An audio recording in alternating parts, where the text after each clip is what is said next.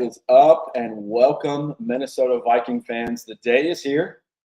Unfortunately for your viewing and audio displeasure, it's just Kyle and Kyle tonight.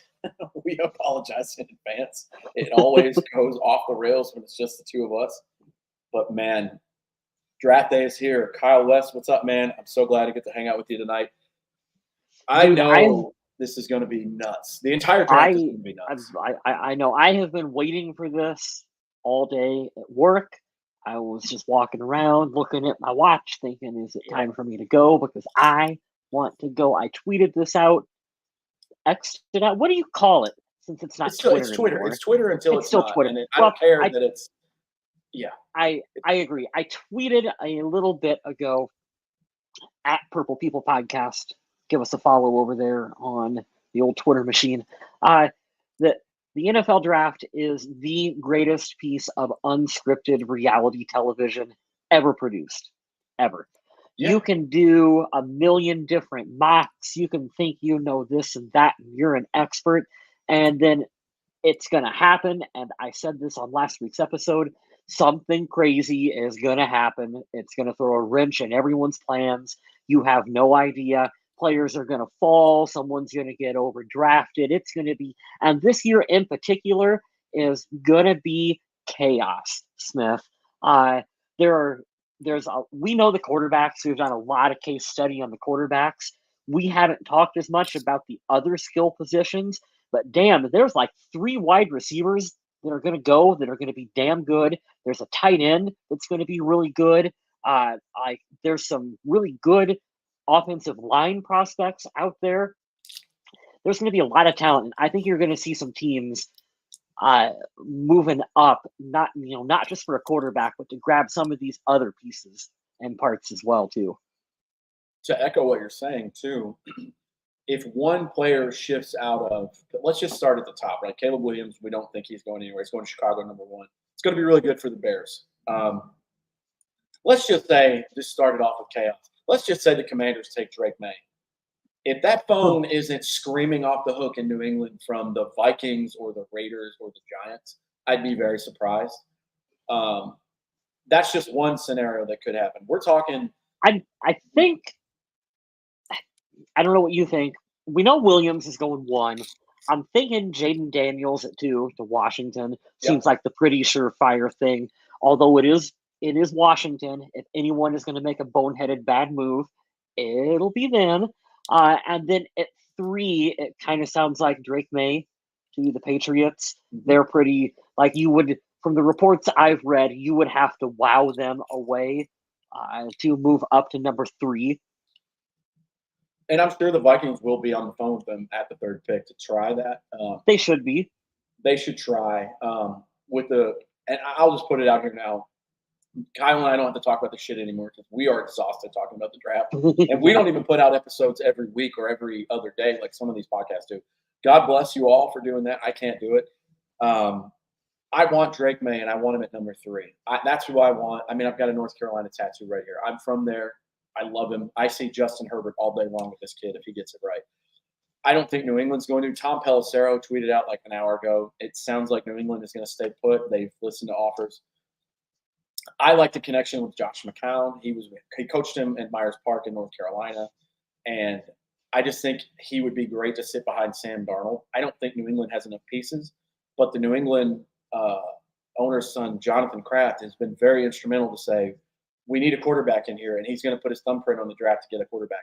I think it would behoove them to trade back with us and try to go for a Michael Penix or a J.J. McCarthy and still get a quarterback but get more picks because they need to build the roster very badly, especially on the offensive side of the ball where Drake May is going to struggle. But it sounds like it's J.J. McCarthy or bust for the Vikings tonight, and I've kind of accepted it. I don't want it, but I've kind of said, this is probably what's going to happen. And I just don't want them to overpay, but I think they're probably going to have to. They're going to have to overpay for him. It looks like probably 5. I don't think the Cardinals are going to move. I think they want Marvin Harrison Jr. I think the LA Chargers are open for business, and our only competition will be the Giants. But spoiler alert, I don't think they really want a quarterback because they're paying Daniel Jones right now. They just got Drew Lock. they need help. They don't. As much as I've shat on Daniel Jones on this podcast, they need to get a legit number one wide receiver because they haven't had one the entire time he's been there. So that you're 100% correct on that. They haven't done him right over there. So I don't know. If you guys, by the way, if you see me keep looking this direction, that's because television set is right there and I have closed captions on. I'm kind of trying to. I was telling Smith the number of devices that I have around me right now for this podcast is like, I feel like I could make the pick for the Vikings because I'm on the computer with you over StreamYard. And then I got the phone and I got the iPad and the TV set. So, like, I think I'm pretty well covered for everything. Every scenario, I think we got covered here right now. All right, I want to give a shout out to everyone that's joining us already. We haven't even started yet. The draft starts in 3 minutes. Adler was here first. Adler Noir, thank you. Ryan Denny said we're getting Herbert, which was hilarious. Clint Fredrickson, where's Adam B. Carlson? He is enjoying the draft with his family tonight, so he's not going to be on the show. Sorry, it's the Kyle Square show. I know we don't have friends or family here, so we're okay. I've got 2 dogs and a lot of sadness for this pick we're going to pick. So that's what you're working with tonight. Lee is here. What's up? Dude, you got to keep the positive vibes up. You can't say sadness yet. I'm kidding, guys. You know, you can't be sad when you are a child and you're plowing through freeze pops like I'm doing right now because I'm going to go grab like 4 more here in a second. Yeah. Very fun draft here. Yeah, this is going to be crazy. It's just entertainment. Like you said, this is the best. This is the best reality TV. Yeah. It's great. Addis, as long as we come out with CJ Ham still on the roster, I'm happy. That's a fantastic you guys are great. Everyone that's with us right now is great because there are a million different venues that you could click on that you could be watching this on, from professional, NFL Network, ESPN, those guys, Pat McAfee Show, other Vikings podcasts. And so we absolutely love the fact that anyone has decided to hang out with us for whatever amount of time that you spend with Smith and I tonight is great. So thank you all for being here. If you want to help spread the word on social media, send the link out to the YouTube channel. You can tweet it out, send it out on Facebook. I posted earlier, you know, we're a Vikings podcast. We're going to talk about the Vikings, but there's a lot of time to kill, and we're football fans. And so we welcome any fan base, you're a fan of any team, you can come on in and chat with us too. I'm going to type this out so we can put it up on. I don't know why I've never done this before. We have a banner thing here. We like to put up everyone's comments. I'm typing out a deal. Adam sent this in the chat, and we talked about this right before it went on air because my Twitter notifications are on for Adam Schefter. There's wide receiver news in Philadelphia. Oh, yeah. Type it out for you. A.J. Brown just inked a 3-year deal, $96 million extension, $84 million guaranteed, $32 million is the highest per year average. So 3 years at $96 million, and that's $32 per year.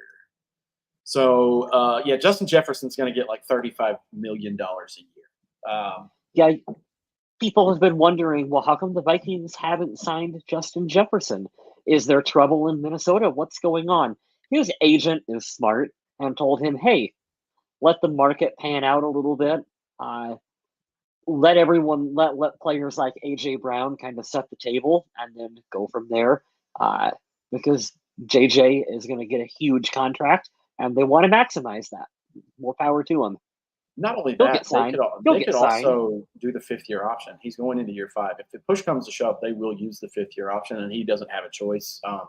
I think they would rather go ahead and get it done to save money later on because the cap keeps going up, and he's just going to get more expensive. But he will be the highest-paid wide receiver in the league. Kyle and I were just talking about it. We don't expect him to finish his career in Minnesota, but the bulk of, I would say the first 8 years will be there. So all of his prime, he will be in Minnesota. Hopefully these next 4 with a rookie quarterback that he gets along with and thrives with. But, yeah, A.J. Brown, shout out to my buddy Dave in Nashville. If you watch this, I know I talked to my buddy Matthew, who's a big Colts fan.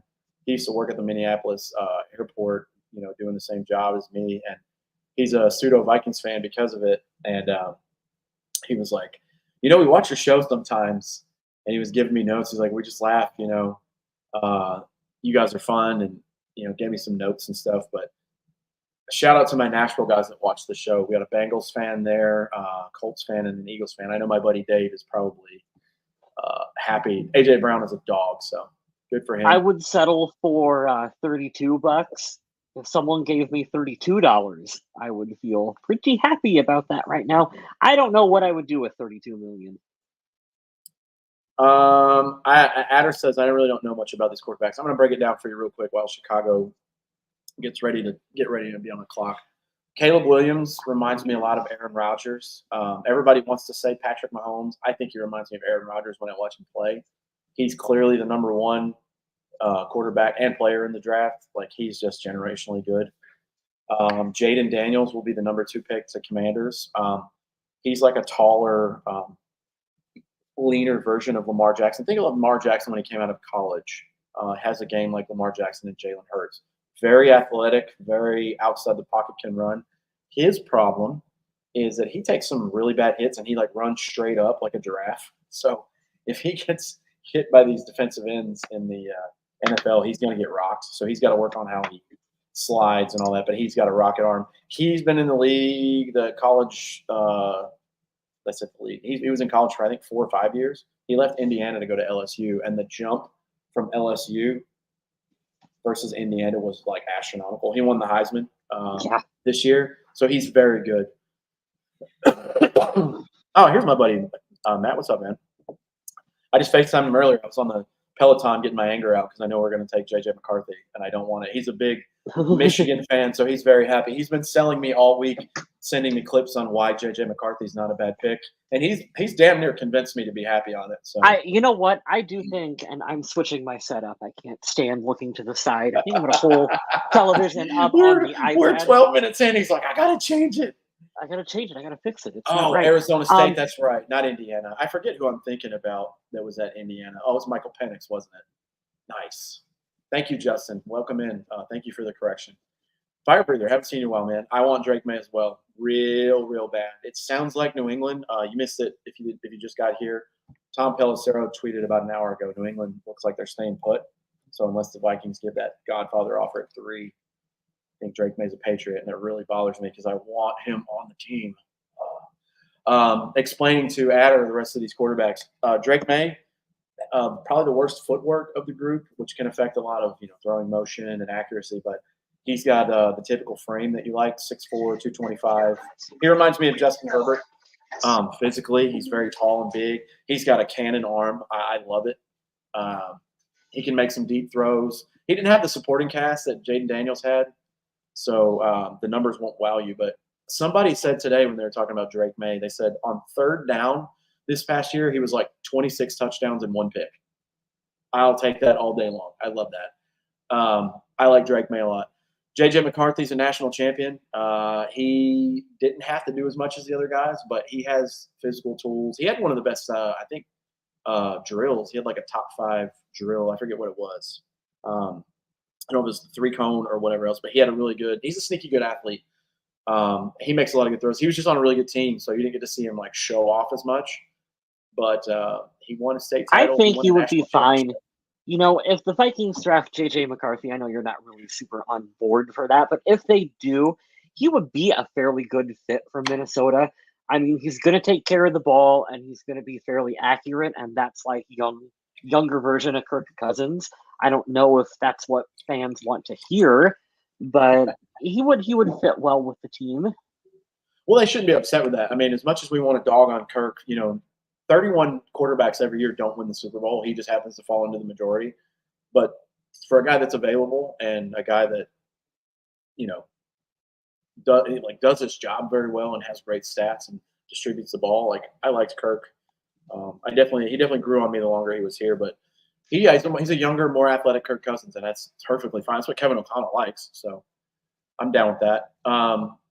Rounding out the quarterbacks, Michael Penix has probably the best arm of all the quarterbacks. He can throw outside the numbers very well. The problem is the NFL is one in the middle of the field now, and he runs a 4.5. The dude is fast as shit for a quarterback, but the problem is he has 2 ACL surgeries and a shoulder surgery. Yeah, the medical history with Penix is a little on the concerning side. I personally am a big fan of his. Yeah. He throws an amazing deep ball. It would be a lot of fun to see him throw to Justin Jefferson, Jordan Addison, TJ Hawkinson out on the field. They could really light the offense. He could really help light this offense up in Minnesota. Like you said, it comes down to the medicals. You hope that he can finish a full season for you, but the NFL is adding extra games plus postseason. You start to wonder if his durability can hold on. And you don't want to get in that situation where you're, man, that was an amazing 7 or 8 games out of Michael Penix, ...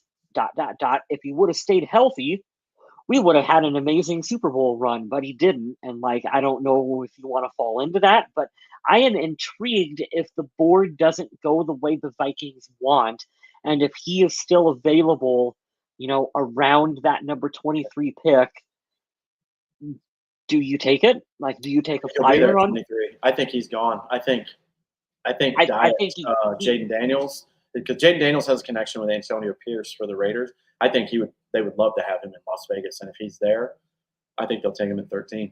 I do. I think everybody's going to reach for a quarterback now, and I think it's just going to get worse. Just see Eminem over there on television. It's pretty cool.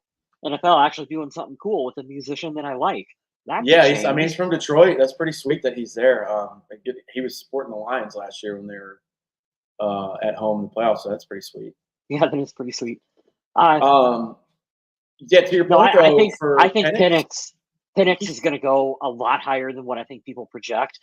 I would not be surprised if someone trades up right outside the top 10 to snag him. He has so much potential. Ooh, they're going to let him go up there and get the crowd pumped up? That's sick. I love that. That's awesome.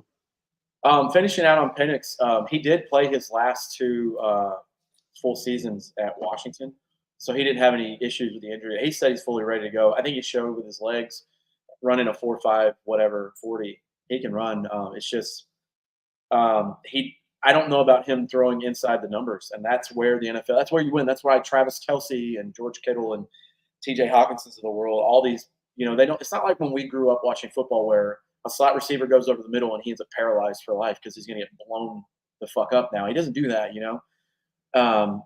Everything's won in the middle of the field, so I'm not sure. And Bo Nix is regarded as the 6th quarterback. He's a little bit older as well. He played at Auburn and then he went to Oregon. He's just a good ball distributor. I think he's end of the 32 starters. I think he's the bottom 3rd, but he's definitely a good starter.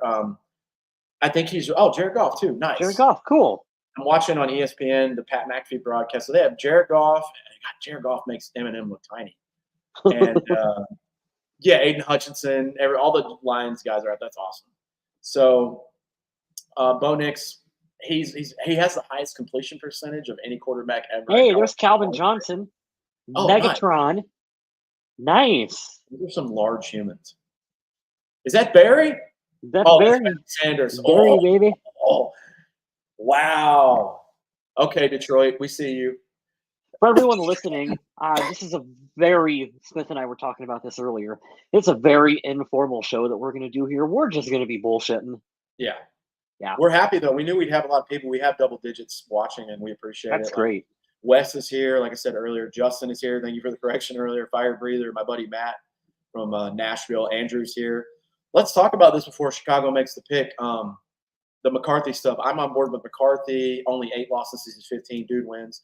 Yes, true, but he also was in a great situation. Now, he did have to win the starting job, and he did have to perform, but he's not rolling into the best roster in the NFL like a San Francisco, a Philly, a whatever. Like Detroit now, they have a really good roster.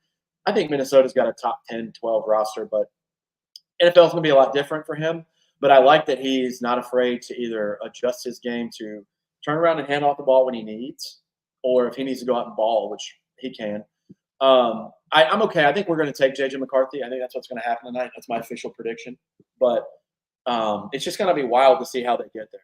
Fire Breather asks, to get Drake May, would it take 3 firsts? I think that's a minimum starting conversation. We have 2 first-rounders this year, 11 and 23. I think we're going to have to throw in next year's first as well to even get that conversation. And I don't think any player is worth that much draft capital when you're starting to get into 3 first-round picks, and maybe you got to throw in a late round swap or a player, a fringe player or something. I don't think you do that. I'm okay with it because later on, you're not going to worry about like just name random Vikings picks like we've done before. Oh my God, we don't have Trey Waynes on the roster. Who gives a shit? You know, if you find the guy that's Josh Allen, Justin Herbert, we would be happy for 8 years. Granted, we probably wouldn't win a Super Bowl because math says we're not going to. But when they finally get a quarterback right in the first 5 picks or whatever it is, we will be happy because we've never seen that as a fan of this team. But yeah, I'm okay with it. There's a point where you have to say no, but to answer Fire Breather's question, I think that's the start for New England. I think New England is in a bad way since Tom Brady left. Let's talk about New England for a second. Tom Brady leaves. He ends his career on an interception against Mike Vrabel and the Titans. So that's the end of the era there in New England. They get Mac Jones. They go to the playoffs first year with Mac Jones. You're like, this is a Bill Belichick quarterback right there. You know, like he's going to do everything he asks. Then they put the fucking defensive coordinator as the offensive coordinator and ruin this kid's career. You got to understand, it's 2024. This is 3 drafts after. He's already on another team as a backup. Chicago is on the clock, by the way. There you go. Bears are on the clock, only 12 minutes in, so didn't take 15 like I guessed in my head. Let's go, Chicago. Don't mess this up. Or do. Do you like Caleb Williams? Because he is very easy to hate. For as talented as he is, I hope for his sake he's tough. I hope he's mentally and physically tough. I don't care if you paint your fingernails. I don't care what you do outside. That doesn't bother me. I hope that he doesn't come in there with entitlement because 31-year-old safeties that have been on that team for 3 years will be like, I will rip your fucking throat out if you look at me the wrong way. Like, you are here to lead the team. I'm not here to play your sideshow shenanigans. But I don't think he's going to bring it. I think he's going to go in and impress so much that people are going to get behind him. And, there are still Bears fans. One of my vendors at work, I seen that he had a Chicago Bears hat on. And so I asked him his thoughts on what he thought Chicago was going to do and if he's excited for Caleb Williams. And again, this is just one guy I was talking to at work. And he told me, no, he's not. That he thought they should have kept Justin Fields. And that it didn't really make sense that they're finally putting all the pieces and parts in place for a quarterback to move on from Fields when, like, you would have finally been giving him the proper supporting cast to succeed. I understand that logic a little bit. I understand the logic. I'm a Fields hater because I watched him last year throw the most interceptions in the fourth quarter of any quarterback in the NFL. He's just not a good passer. He is a damn good athlete. He's a big dude too. He was not good. He was not good in that situation, dude. I think Dave, what's up, buddy? I think if he sits for a year, where did he end up going? Pittsburgh. He went to Pittsburgh. If Russell Wilson shits the bed, he'll definitely pan out there because they'll take a flyer on him. Dave, I put up a thing for you earlier. Keep going, Kyle. We were talking about your boy.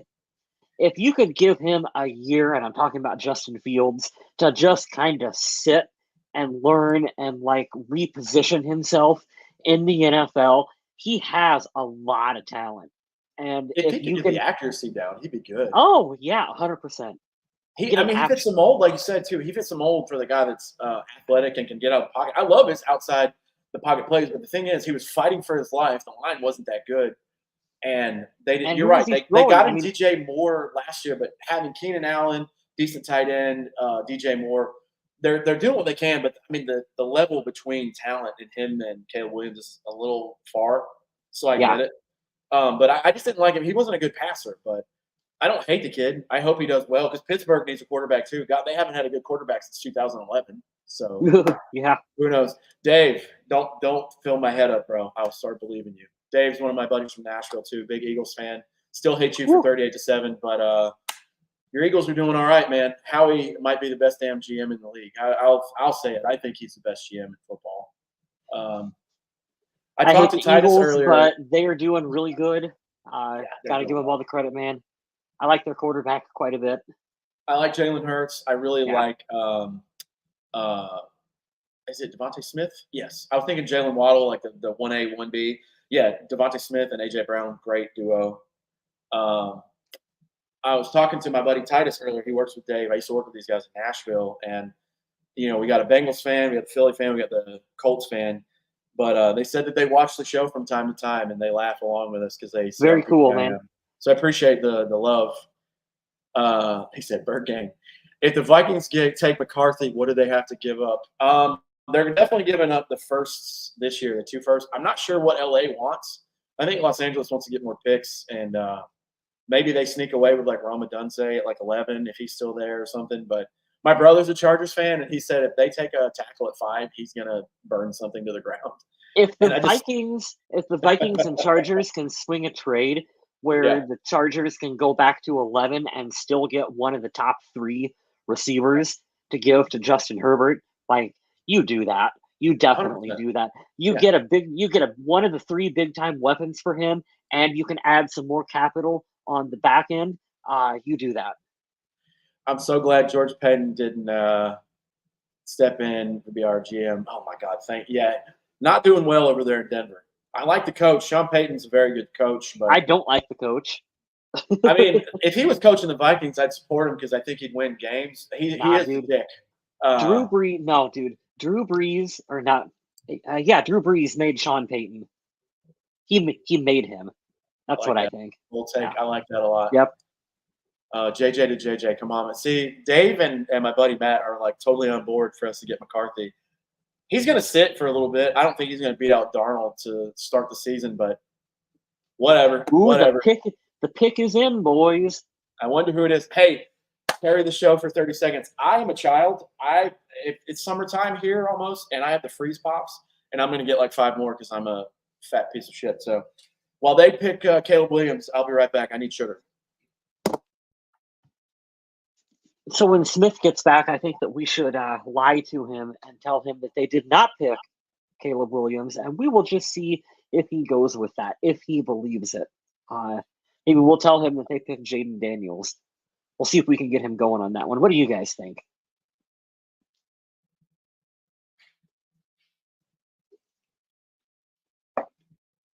Let's see what we got going here in the chat. If New England stays and drafts Drake May, they would ruin Drake May.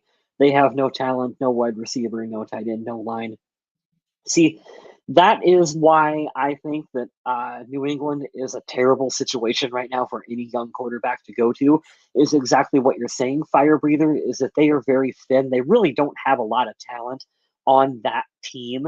And so I think that it would be smarter for them to try to build the roster up first. I know that this draft class is really heavy on quarterbacks, but we're also very laser focused on this draft. There's going to be other quarterbacks next year and the year after. So if I'm New England, I'm listening to all offers on the table. I like the idea of getting draft capital and building out that roster first before putting a young quarterback into it. Smith, the selection is just getting ready to happen.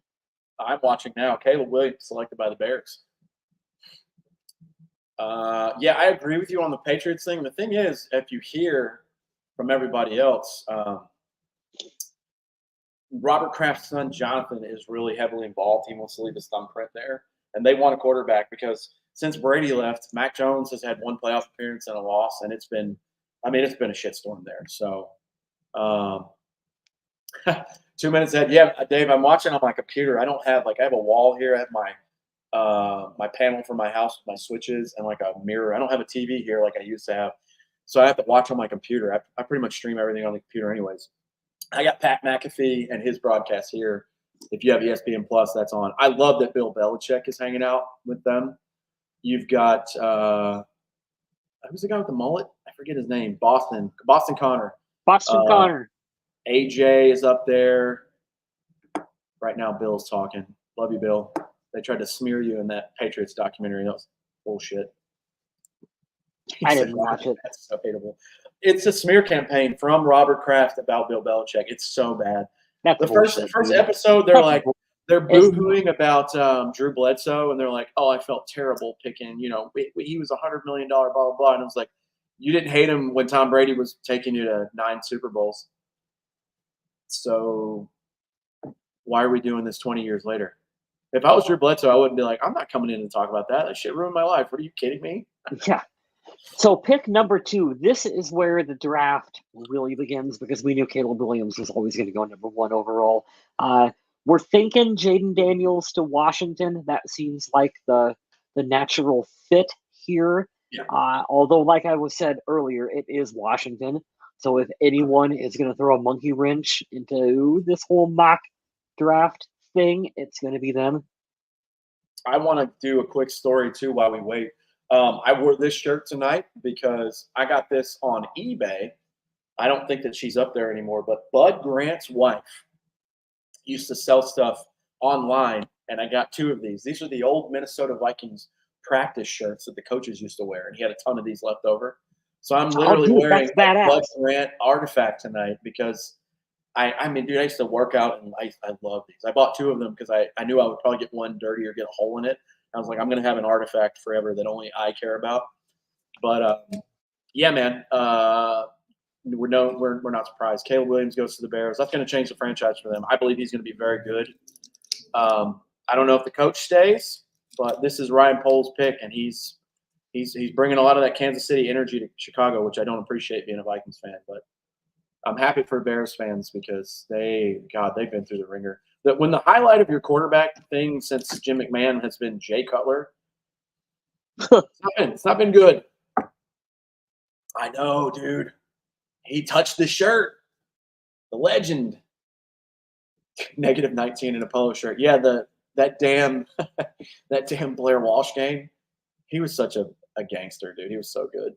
That was such a badass moment. Him walking on the field in just the fucking polo shirt. Like, cold? What cold? You will never be as badass as what he was in that moment. No, but none of us will be. So here that's we go. over here. Number 9. Oh, what did I say? Number 9. Oh, we got 10 people watching. We got 10 people watching now. Number 10. What's your guys' go-to ice pop flavor? I love green, much like Skittles. I like lime. Grape is obviously a very close second, but my go-to is the green. Nobody likes the green either. I always get these. So I like the green. I don't mind the green. I go for the orange. I feel like everyone goes for the orange. But if that's your go-to, that's your staple of the season for a reason. I just rhymed. See, Eminem's not the only one who can freestyle. White guy rappers on the Purple People podcast. Yeah. Grape. Oh no. Blue. I'm just waiting for somebody to say pink or yellow, and then I have to ban you from the chat. I didn't know that Richard Sherman's frostbitten hands were a thing. Pretty cool.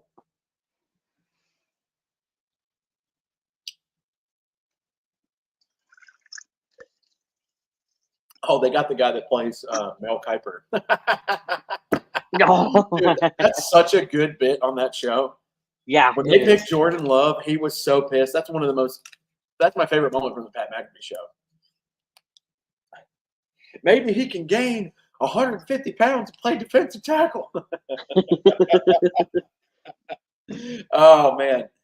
What a fun show that is. Pat McAfee and the boys just doing it, making $100 million to just be fools on TV. To just hang out, and that's the best, man.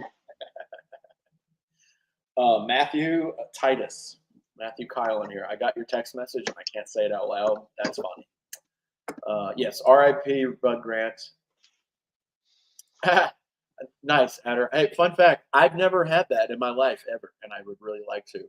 Unfortunately, my employer just started drug testing again, so we will not be doing that anytime soon. Ooh, pick is in Washington. Damn, now I'm behind. I forgot. They changed the first round to what? Is it only 10 minutes on the clock now? Mm-hmm. Yeah, it used to be what, 15? Yeah. 10 minutes is much better. 15 was way too long. The first round it keeps people interested. The first round used to drag out way too long because of that. Well, at this rate, we're going to be here till midnight my time anyways. But I mean, I'm fully prepared. It's going to suck at work in the morning, but that's fine.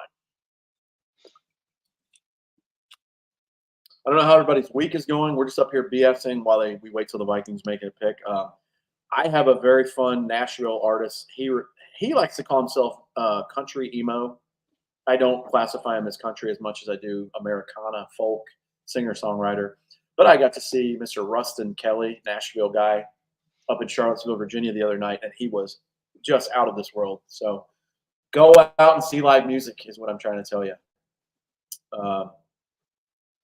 Fun little intimate setting. Fun fact, the same room 10 years ago that I saw Chris Stapleton perform 9 years ago, before he got famous.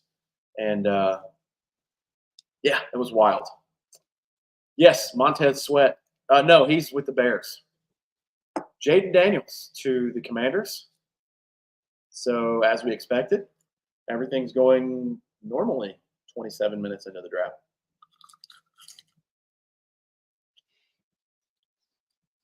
Heisman Trophy winner, Jaden Daniels, had 2 really badass receivers, but man, after he left his first school, which I have forgotten again, not Indiana, because that was Michael Penix. Justin corrected me earlier. Let me go back up here and read. I actually think Jaden Daniels could end up having. I think Daniels could end up having a better NFL career than Caleb Williams. Well, here's the thing. They have a new owner. They don't have that dirtbag owner that they used to have anymore. Yeah. And Dan Quinn's been to a Super Bowl as the Atlanta coach. He's won a Super Bowl with Seattle as a DC. They got Cliff Kingsbury as the OC. I think he'd make a much better coordinator than coach. I would say NFC East. You always got to watch out for Philly and Dallas. Not so much the Giants. The Giants are trash. Thank you, Justin. Arizona State. I'll get it right by the end of the show. He looks good in that suit. Man. That's a good look for Jaden Daniels out there, too. You have a different broadcast on. I do not. I've got the Pat McAfee on. I'm watching on the NFL Network right now. Bye. So, New England, this is the pick where a lot of websites were saying that the Vikings could potentially trade up to draft a quarterback. Do you think right now, as we speak, the Minnesota Vikings are on the phone with the New England Patriots? You have to be. If Drake May's your guy, which I've heard, who is it? Oh, my brother's going to join in. Here we go. Purple People Podcast on YouTube. He's going to jump in and give us some. He's going to jump on a comment about the Chargers. He's going to be so pissed if they take a line. I think they're on the phone with them. I don't know if they're going to take it. I think they're going to offer at least 3 firsts, and I don't know if New England's going to take it because they want a quarterback as well. I think if there was a way that we could swing them getting McCarthy and us getting Drake May, I think it would work. But there's no way to guarantee that if they move to 11. They'd have to shuffle some picks around. I'm sure New England is on the phone with a lot of different teams right now for this pick. I ultimately think they stay put. It's going to take a big offer to move them out of the number 3 overall spot. Yeah, it's going to take probably 4 1s or 3 1s and a 2 or some shit like that. Dude, that is absolutely insane. You're in? What do you mean you're in? What does that mean? Are you there? Is this your brother? No. I remember this picture. He's one of our regular listeners, but you changed your name. He says, yo, I'm in. Where are you in? Are you in the Vikings war room? Did you hack into the draft? Can you tell us what's on their big board? I talked to my in with the Vikings today. I said, are you going to be at the facility for any reason? He's not one of the coaches or the personnel guys. He said, no. Scott, yes. I remembered your photo. Where are you in, Scott? Oh, hey, Scott. Yeah, he said, no, I've got to go help make a jersey when I get a phone call. So that's pretty cool. Shout out to my buddy. Can't change my account to personal. I got you. We understand business moves. Fuck. Marcus Mariota. Pat's pick is in. Motherfucker. There goes my quarterback. Sorry, I'm going to swear. I knew this moment was coming. I just had to face it. That was quick. I thought they would draw out the whole length of their time to field offers. They're going for their quarterback.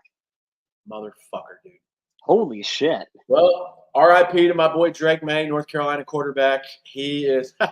What if it's what? What if it's J.J. McCarthy? What if it's J.J. McCarthy? They better do whatever they can to get to 4 and get that pick in. Doug, this is my arch rival, people. This is my guy right here. Cincinnati Bengals fan, loves Joe Burrow, loves Jamar Chase. He wants Jefferson on the Vikings. You can have him in 2028. Okay? He's going to sign an extension. Doug, I miss you, buddy. I really do. Hope y'all are doing good, man. Yeah, I'm cursing, man. Definitely New England just took Drake May. RIP to his career because who's he going to throw to? I'm not dogging him at all because I love him in Minnesota, but KJ Osborne's the wide receiver 1 over there right now. Good luck. Oh, shit. I forgot that KJ was in New England. Oh, man. They don't have any offensive pieces. They have no offensive pieces whatsoever. Hunter Henry's at tight end, or is he even still there? They don't have shit on offense. Even if you sit him for a year behind Jacoby Brissett, I hate it. I hate it so much. Arizona coming up. I think Arizona's got to go Marvin Harrison, right? Mm-hmm. You get probably the best overall player, not named Caleb Williams. If it's not a trade, I do it.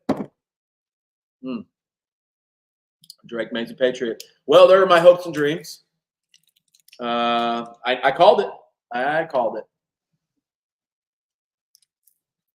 Sorry, Drake. Sorry your career's over. I don't know, man. I really feel like you have to build your team up first before you add a young rookie quarterback to it. You have to give them the pieces and parts in place to succeed. How many of the top first-round quarterbacks from last year are still on the team that drafted? Last year, I'm not sure, but I know from the 2021 draft, Justin Fields and Mac Jones are on different teams, and that was only 3 years ago. So that sucks. That blows. I mean, he's a country bumpkin from Charlotte, North Carolina, going up to the New England. I mean, now I hate the Patriots even more. I hate it so much. Yeah, I mean, I agree too. You got to have some pieces around. That's why they kept saying for months now, they're like, oh, if I was a rookie quarterback, I'd want to go to Minnesota because they have all the offensive pieces and the coach. But I understand why they made this decision. The owner's son's breathing down your neck saying, hey, bro, we haven't had a winning season in 4 years. And we just came off of winning like every year for 20 years. We need to get back to something of that nature. But yeah, now is when it gets interesting, man, because the draft really starts right now because Arizona, they're taking one of the 3 wide receivers. I really feel like you have to give their quarterback a big time weapon, and you got to give Kyler Murray some talent to throw to because I do like Kyler Murray. I think that he's got a little bit of a bad reputation. You can win with him. You just got to give him some better weapons out there on offense. And then you got the Chargers coming up. And that's a trade destination for Minnesota. One of these two at 4 and 5, if the Vikings are serious about getting a quarterback, they're on the phone with both teams right now, right? Yeah, the thing about Arizona is I heard for weeks that they're going to want a lot because they don't need a quarterback. So, yeah, they could get Rome Odunze, Malik Neighbors, whoever, but they could get Marvin Harrison Jr., which let me say the most gangster thing that I've heard. Marvin Harrison didn't do anything at the combine except lift weights with the defensive linemen. He said, fuck your draft, your underwear Olympics. He goes, I'm going to go train for the NFL season. Most gangster stuff I've ever heard. It's so funny. He's like, dude, my dad was an NFL legend for the Colts. I know how to do this. He's a bigger body version of his dad. So yeah. They got to get Kyler Murray a legit number 1 again. So I think they take him.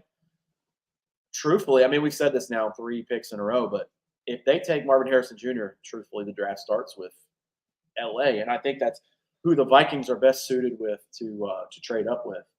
The only competition I really see is New York at 6 because they could only slide back, still get a player, and get an extra pick. I I also don't think they should do that. I don't know if I don't quite buy into New York being over the Daniel Jones experiment yet. They're going to give him one more year. I think they give him one more year out there at quarterback. If it doesn't work, we see if there's a trade partner in the offseason or we cut ties with him, we get him out, and we're starting over fresh. With him still being in the building, I don't know if you draft another quarterback and go into that awkward, oh, well, it's an open competition. I don't know if you do that bullshit. Um, it depends. It's also the thing that got me worried was, JJ McCarthy was on Rich Eisen yesterday. He said he just straight up asked him, which was really cool because Rich Eisen's a Michigan alum. I mean, he has a metaphorical boner for that kid because like, oh, he brought my first national championship, blah blah blah, Yeah. how many years. So he's like, hey, where do you think you're going? And the first team he mentioned was, I spent a lot of time with the Giants. So I don't know, man. They have some interest there. He's like, I did spend some time in New England too, but we'll see, man. I think JJ McCarthy's a Viking. Pick is in by the Arizona Cardinals. If they take Malik Neighbors here, Jesus Christ, the phone calls that are. If they take Malik are gonna come Neighbors, in. dude, if they take Malik Neighbors, if I'm Minnesota, I'm calling with the Chargers to draft fucking Marvin Harrison Jr. Could you imagine that? It'd be like, I don't know what we're paying Justin Jefferson. We'll figure that out later. I don't know who's throwing the ball to him, but we're putting him and Marvin Harrison on the same field together, and good luck stopping us. That would be so boss. It'll never happen. But Pick is in for the Cards. No trade up. So no trades yet. So we have Caleb Williams, Jaden Daniels, Drake May, and now what we probably guess is Marvin Harrison Jr. At least I would think. If we don't get JJ McCarthy, just stay put, wait till next year's quarterback class. Next year's quarterback class is not very good. And Marvin Harrison Jr. is an Arizona Cardinal like we thought. So far, everything is very normal. it's not too often, I will say this, but that is a non-Vikings player whose jersey I would buy. Marvin Harrison Jr.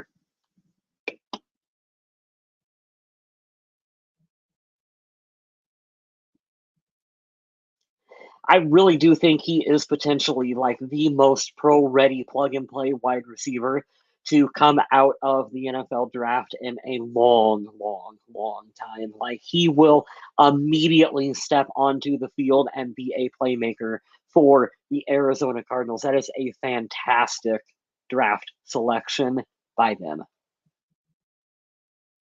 Yeah, he's such like they said, a generational receiver. They said last year if he would have came out, he probably would have been the first receiver off the board. He's just really, really good. Yeah. And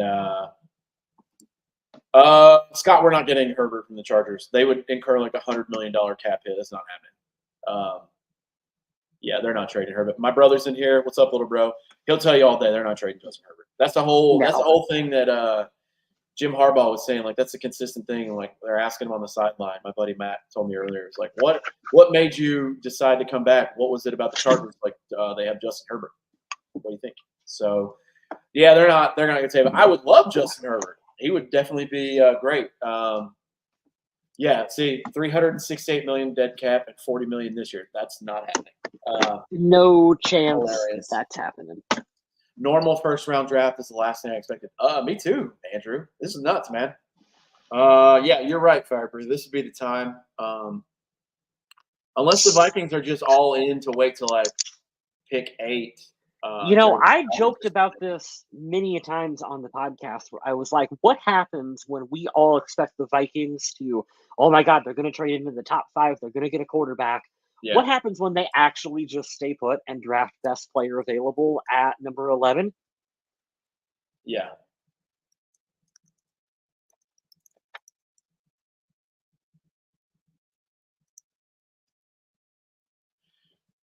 There you go, Fire Breather. I knew my little bro was gonna be right on the money with that. If it's for the Chargers if they trade Herbert. 368 million dead cap. It's 40 million against the cap this year. They're not doing that unless obviously the other team can agree to absorb that, which the Vikings can't afford to do because they're going to pay Justin Jefferson $35 million a year. After that AJ Brown news, Justin Jefferson's going to get $35 million a year. So if ever there was a time to get JJ McCarthy, this is the You year. get fucking $50 million a year. Chat, do you guys like my fancy glass that I finally bought? Could trade Herbert for an aircraft carrier. That's an underrated comment. That's hilarious. Well, yeah, pick's not in yet because they're still taking phone calls. That's what my guess is. There was a lot of chatter in the past few hours. The Vikings tried trading up, but teams weren't budging, forcing the Vikings to offer a different route.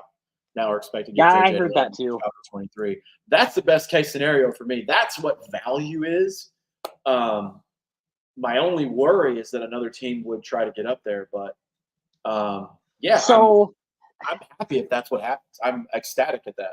So I'm looking at the draft right now. I told you, Kyle. What did I say earlier? Look at my brother. I told him you were like, I'm going to burn something down if they take a tackle at 5. God, that's funny. So I don't think the Chargers, Giants, the Titans, or the Falcons, and then obviously Chicago, they're not drafting a quarterback. None of those teams are drafting quarterback, I don't think. So I don't Minnesota think will either because they need to get all the help for Aaron Rodgers. Because you don't want to do the Jordan Love shit to him again. He'd be pissed about that. So unless one of these other quarterback needy teams are really want to jump in front of Minnesota, I kind of get why they're staying put right now. But see, that's the thing. That extra pick this year is what's so clutch because you can offer future picks that'd be like, hey, I'm going to give you a bonus at this job. And next year on this day, you're going to get a bonus of $50,000.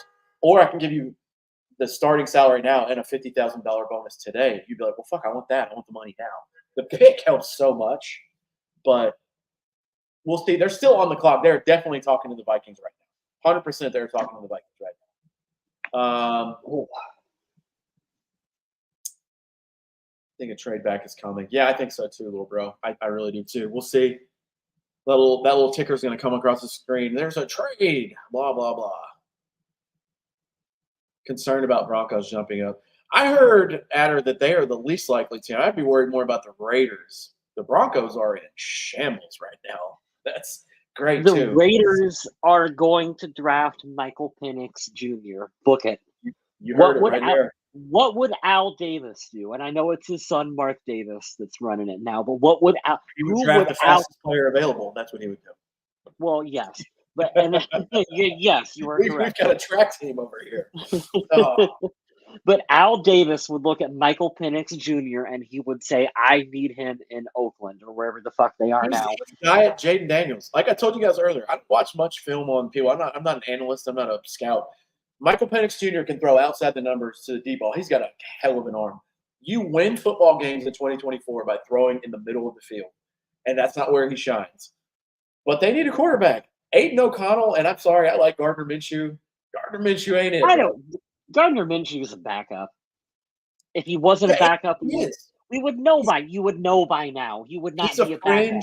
Fringe dude. Now, everybody on the team loves him. Like I'd love to have him as a Vikings backup. He's cool as shit. He's a great guy, but yeah, he's not gonna take you to the playoffs and like, oh my god, we're gonna upset the 1 seed as a wild card. Like that's not happening. Yeah. But he's a good dude to have, especially locker room dude for sure. We were talking about Justin Herbert earlier. So here's what I think about Justin Herbert. He is not quite entered Kirk Cousins territory yet. But Chargers I think the pick. I think if Herbert doesn't figure out how to win and win playoff games soon, that he enters that same conversation as Kirk Cousins, where you are essentially paying a lot of money for a quarterback to not win you playoff games, and you don't want that stigma around your name. That's kind of what I think of Herbert. He's at a very important part of his career. Chargers are picking. my buddy James Hart, shout out Burn Halo, shout out 18 Visions, love you, buddy. Great rock and roll bands. He said, "You are going to take Penix." I'm going to text him back, "Fuck you," respectfully. He's like, "JJ's going to fall right to the Giants. They need weapons, man. They suck." Fire breather, get ready for the Vikings to draft a defensive lineman.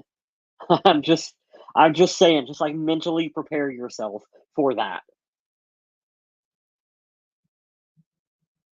So the pick is in. The Chargers stayed put. They were going to try inquiring about a trade up earlier today. Yep.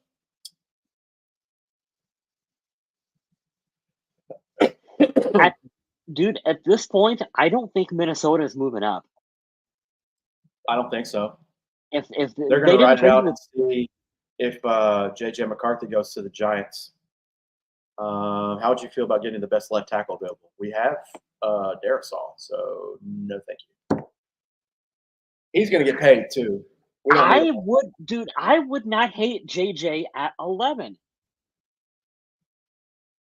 I disliked the idea of drafting JJ McCarthy if you have to trade the farm to number 3 or 4 or 5 to get up there and take him because you're overvaluing him. But if you can stay put and if you can get him at number 11, that's a lot more intriguing to me. Well, they'll get a pick at 23 too, and that'll be great for the show because you guys will stay on here. Adam Schefter's phone is working overtime tonight. In recent weeks, both the Patriots and the Vikings reached out to the Chargers to see if they had any interest in trading Justin Herbert, per league sources. The answer was very quickly a flat no. Not only did the Chargers love Herbert, but they also would have to take on a $63.5 million cap charge for the coming season at a time where they only have $32.3 million of cap space. That is hilarious. Yep.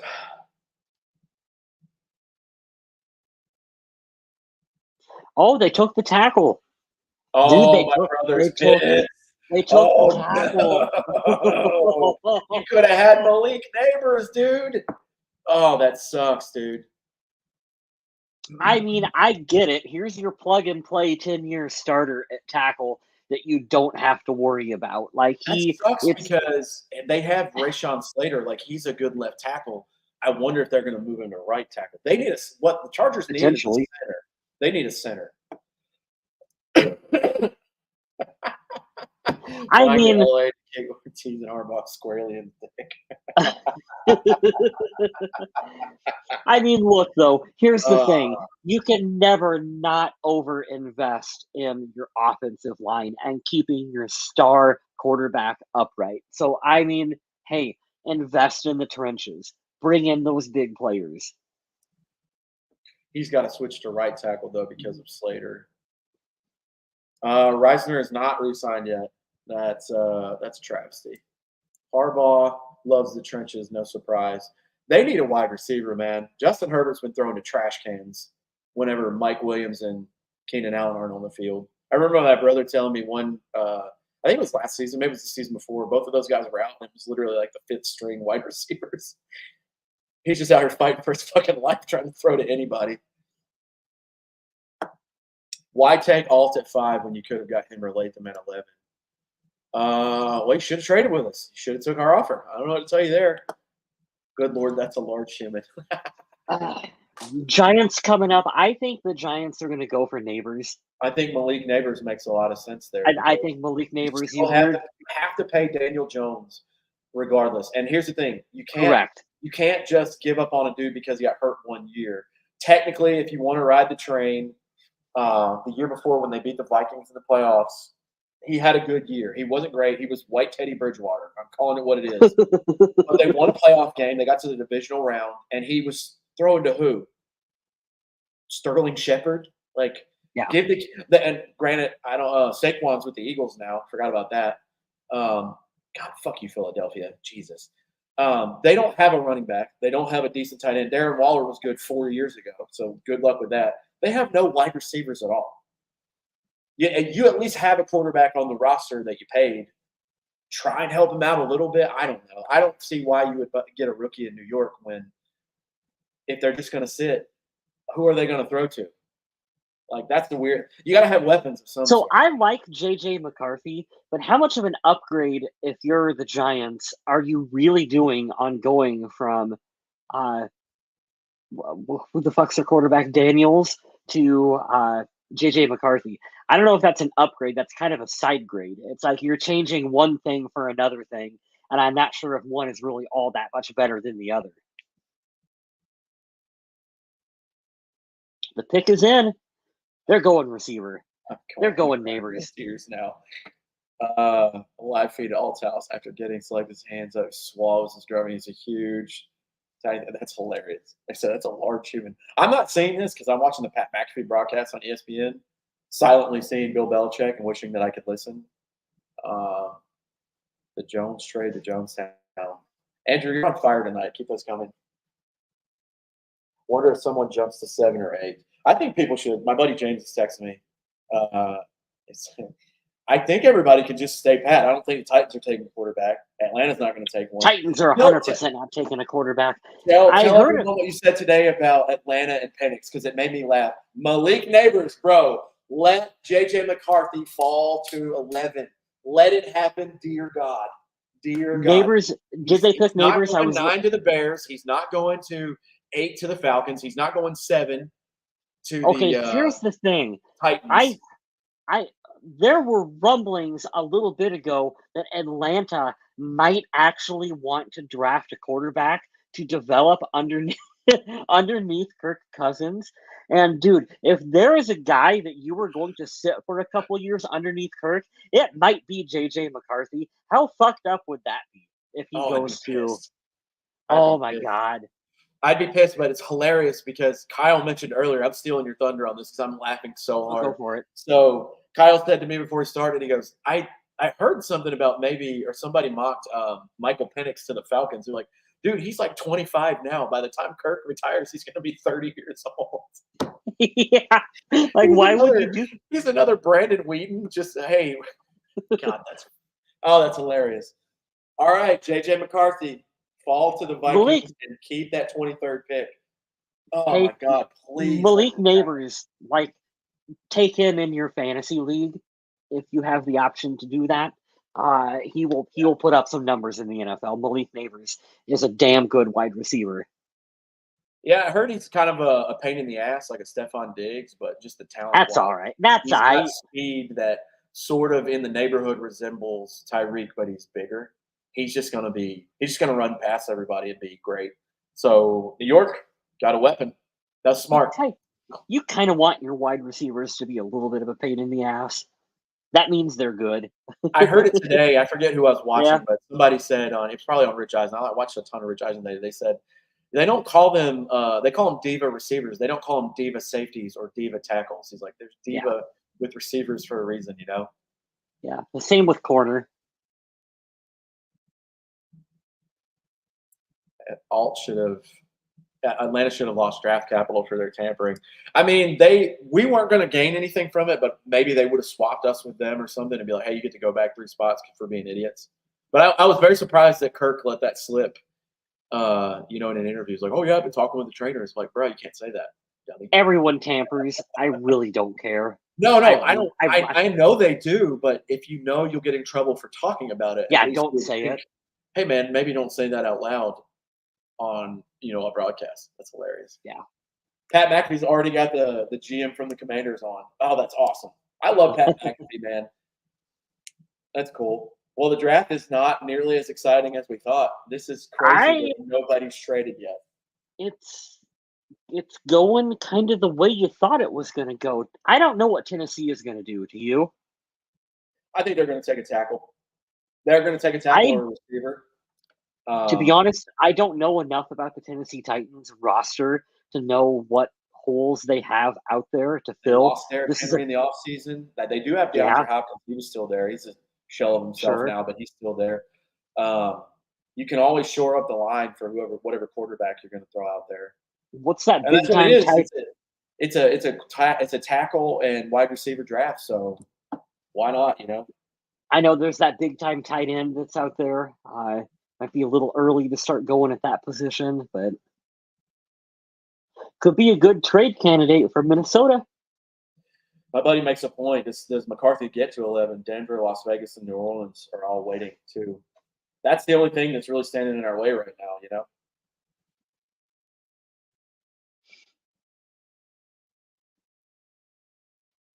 I love all these Viking fan groups where people are just positive. Like, we're just over here talking bullshit anyways. But yeah, one guy was like, Vikings are sold on Penix. That's why there's no trades. No, they're not. JJ McCarthy hasn't been taken yet. What are you talking about? They're being fucking smart, is what they're doing.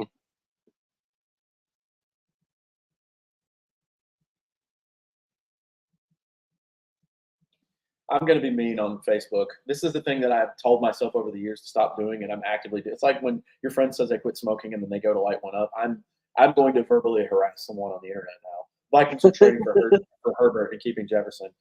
You guys don't understand what a salary cap is. I really want to email. I really want to email that brain. website. I think it was heavy.com was the one that I shared with you guys in our private chat that said that the Vikings were going to trade Justin Jefferson to New England. And they said it was, quote, very likely that Justin Jefferson was going to go to New England so that the Vikings could trade up. I really want to email them and be like, fuck you guys and your clickbait. That was a 0% chance of Listen, JJ. we're going to get a ever comment leaving with you saying Minnesota. this. We're going to get a comment if my buddy Doug is still watching. Doug always teases me in our chat that he's going to go to Cincinnati. He wants the LSU reunion, and I get it. That would Sure. be very good for them. I'm not saying that I want Justin Jefferson. I mean, maybe we'll take Jamar Chase in Minnesota. That's what I kept telling him. I was talking shit to him, like jokingly. I was like, "Why do you hate Jamar Chase so much? Can you not just be satisfied with Jamar? Can't you be happy with what you have? Why do you got to be so unhappy?" Yeah, I know, right? Yeah. Like, yeah, like Justin Jefferson. I don't want him to leave. I don't think the Vikings. I think they know the fan base would riot. I think for 100% sure you could get 2 firsts for him right now. Easily. And I am not exaggerating, if the Vikings would have traded Justin Jefferson. I knew Doug was still watching. We'll give you Higgins and 2 firsts. Sign the fucking deal. Let's go, man. Let's go right now. Well, it's too late. The draft has already started, and I missed out on my quarterback. So, no, I don't want your stuff anymore. There you go. I'm not even joking. If the Vikings would have traded Justin Jefferson to New England, I would have probably flipped my table tray that I've got right now and broke my $2,000 MacBook Pro and my iPad and my TV set because I would have been that pissed. I would have been over the Minnesota Vikings, and that is no joke.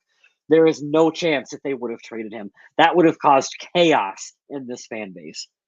Here's the thing, Justin, and I joke with Doug all the time. Doug's one of my favorite people where I work, man. I miss the Nashville guys like crazy, and we used to talk a lot of shit to each other. Well, I mean, we're still doing a text thread, but you're not going to win. I'm being dead serious. Like, this is how I feel. This is my 100% truth. Your wide receiver is not going to help you win a Super Bowl. Now, your whole offense being like unbeatable, sure. But a single wide receiver, even though he might be the best in the league, which I think he is, he's not going to be the key to why you win. Look what the Chiefs just did. They had fucking lawn chairs out there. And Travis Kelce's getting old. Like, he's still good, but he's throwing to, wide receiver 2s. He's got a team full of 2s. So you're going to strap yourself to a wide receiver at a luxury position where if you can just get a bunch of B+ and B- guys, like if you had 2 separate Jordan Addisons, maybe we have a taller Jordan Addison, and he's $12 million cheaper than Jefferson, and that shit's going to work just as well. Because Justin Jefferson's not going to be worth like 3 or 4 wins every year. He's just not. So that's why I would be okay with him, but you would have to get a freaking haul. Like Doug said, if earlier, in the draft trade, before the draft started a couple weeks ago, you see the trade. T. Higgins wanted out. He's coming to Minnesota, and they gave us this first and next year. That's a damn good deal because you replace him with a high-level player, and you get, picks for later. But ultimately, that didn't work. So say we get JJ at 11, who are we getting at 23? They said Chop Robinson. I would love if Byron Murphy slipped and we got to shore up the defensive line. You can never have enough corners, pass rushers, or interior linemen. You can't. Thank you. So any one of those. Any one of those, I don't give a shit who. Thank you. That's what I say all the time too. When in doubt, draft a corner, draft a defensive lineman, draft a defensive end. You can never have enough of those on your roster. J.C. Latham, offensive tackle to the Titans, as we predicted. Lady to Lache, what? That's the edge rusher. What's the other guy's name? What's the guy with the Hyatt. really cool? What's the guy with the really cool nickname? Kool-Aid. That's his name, Kool-Aid McKinstry. He would be awesome. Yeah. I'll take him. I just want that jersey. There you go. That's fun. Cooper DeJean from Iowa at 23. You're talking right to Kyle West right here, man. Let's go. We'll draft Caitlin Clark at 23. How about that? Jersey sales can go up for sure. Adam was asking it's one of me my in the favorite chat. things. I'm going to say something that's going to piss off people, but that's my favorite joke from Bill Burr about women's basketball. He's like, the worst thing about women's basketball? Women. And I was laughing. He's like, not because they're not good at basketball. He's like, you guys are out here bitching for equal pay. He's like, look in the stands. There's 12 people there. Why don't you guys go to the games? You say that. It's funny you say that now, but now, okay. So one of the final games. This stat will blow your mind. More people watched one of the final games that the Iowa women's basketball game played in the tournament than all but 5 college football games. That's crazy. Okay. I mean, it's good. It's good to have the highlights of it, though. There were only 5 college football games that had more viewers than what Caitlin Clark was able to pull in that national championship game. That is amazing. Who'd they take? I wasn't paying attention. They took what? J.C. Tackle? Offensive tackle, for Tennessee. Yeah, that's a good pick. So what does Atlanta do? Do you buy into them drafting a quarterback, a J.J. McCarthy, to sit and learn underneath one Kirk Cousins, or do you add a big-time offense? Just don't even say it. Oh, it'd be Do you add a big offensive weapon?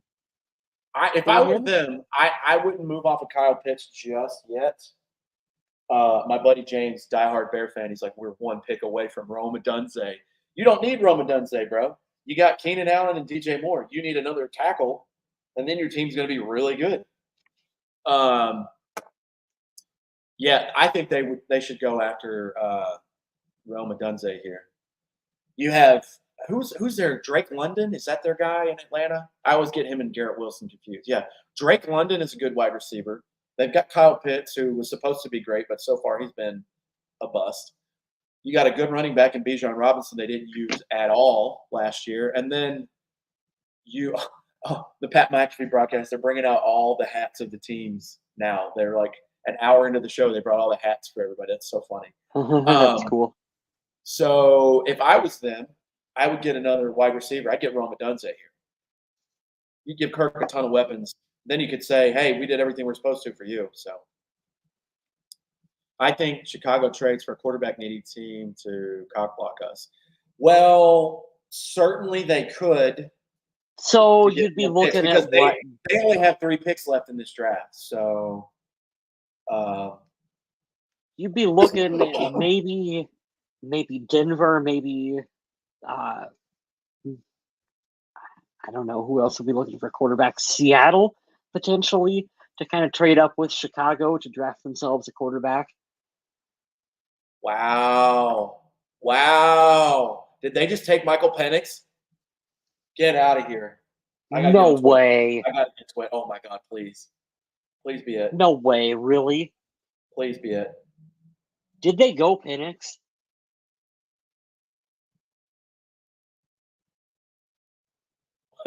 I'm on Twitter. What the fuck is Atlanta doing? Oh, man. No fucking way. If they did that, they just... What a stupid decision. Oh, please be it. Chats are going nuts over the Atlanta pick. I need to know. Please tell me they took Michael Penix. What's going on? Can someone tell me what's going on? Scott, tell us what's going on. Give us the info. Yeah, Scott, give us the info.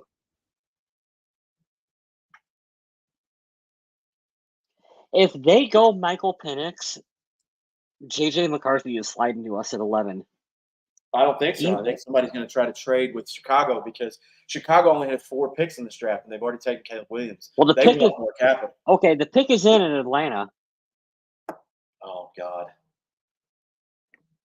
Some people are going to splurge tonight. Like I'm drinking tons of water. Oh my God! I'm gonna, what is it? Ian Rappaport, they're considering him at number 8. Holy shit, dude! Why would you pick one that's 25? Why would you spend all If that the money? all right, stop everything right Okay. now. Listen to me, everybody. If the Vikings fuck this up and they let another team go through, they have ruined this draft for themselves. And I don't know, you have to call Chicago right fucking now and be like, Do the Vikings trade? Do the Vikings trade with Chicago? They need more picks. I think that, and all it would take What is does Chicago? the 11 and But what does 23. Chicago?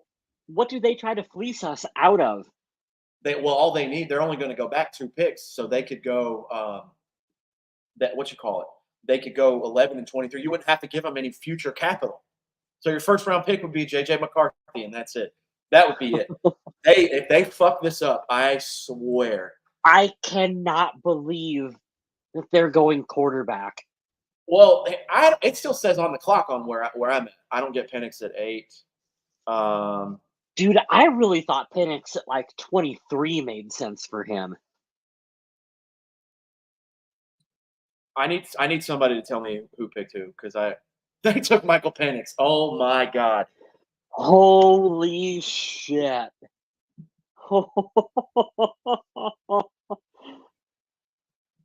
I don't even know what to say.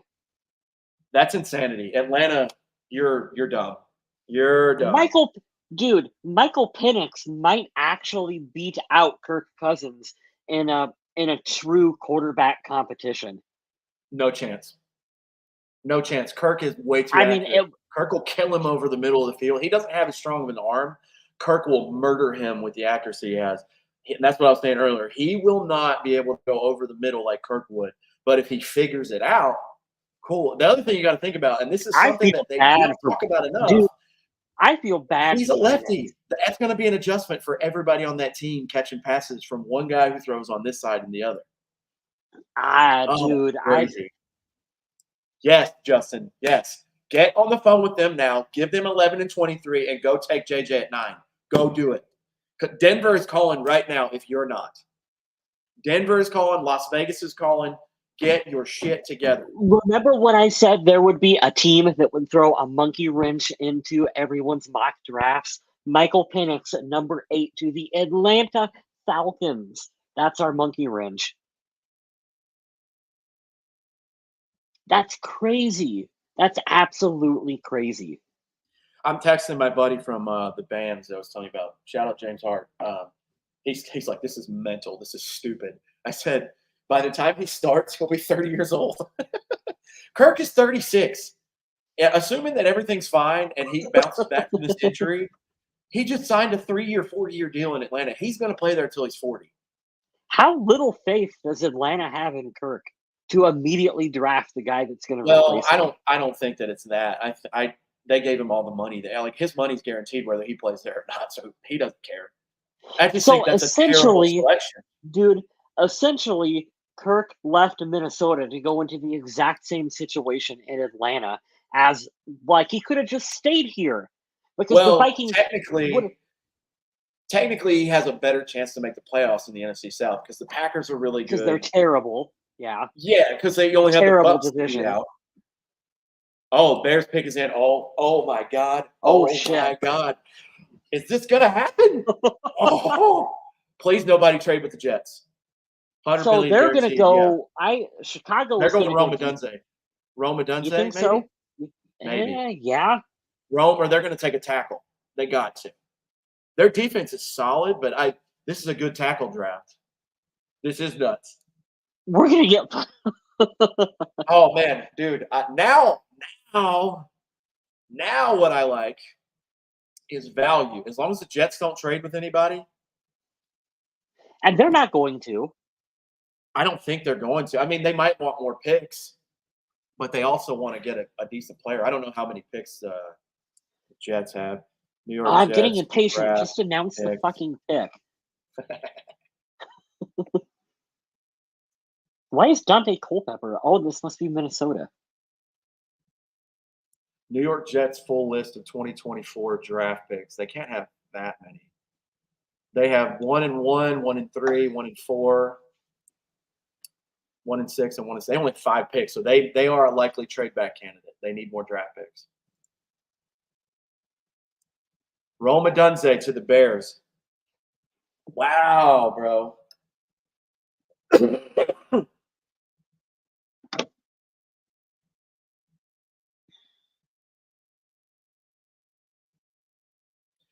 Thank you, everyone who is like watching and joining in. Not only does it mean a lot, like my buddy Matt earlier, I called him while I was finishing my. I called him earlier while I was. Oh shit! Vikings trading to 10. Who said that? Is that real? Is that a thing Adam that's happening? Schefter, Minnesota going to New York Jets spot at 10. JJ McCarthy, you are a Viking. Oh shit! If Vikings are going to 10, it's JJ McCarthy. It's got to be JJ. JJ McCarthy, you are a Viking. They were not about to let Denver or Las Vegas. Get ready for JJ to connect to JJ deep down the middle of the field for a touchdown for the Minnesota Vikings. I cannot wait. All right, I need more. I need more sugar. I'll be back. You can't leave now, you dick.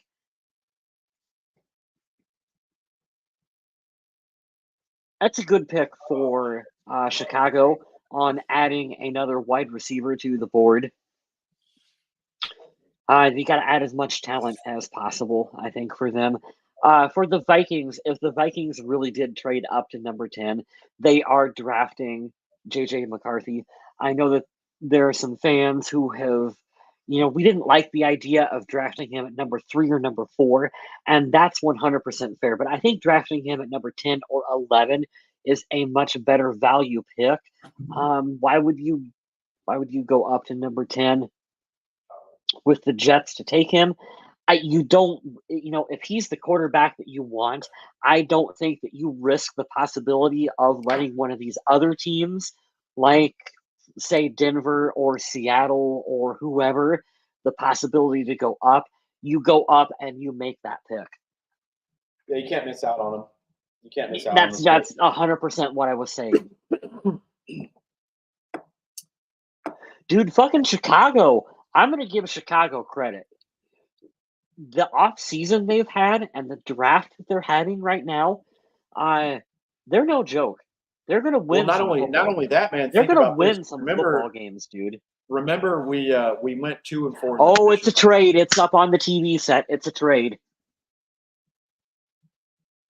I have Minnesota on the clock. Yeah, Vikings are on the clock, dude. So Jets get 11 and 129 overall and 157 for 10 and 203. Fuck yeah, dude. They kept the 23rd. Love that. Dude, they didn't have to. Vikings are getting 10 and 203. Jets get 11 and 127, 11 and 129, 157. Yeah. So they're keeping 23. So we can go best defensive player or just best player available at 23. Dude, this is sweet. This is why we're not general managers. I love our general manager.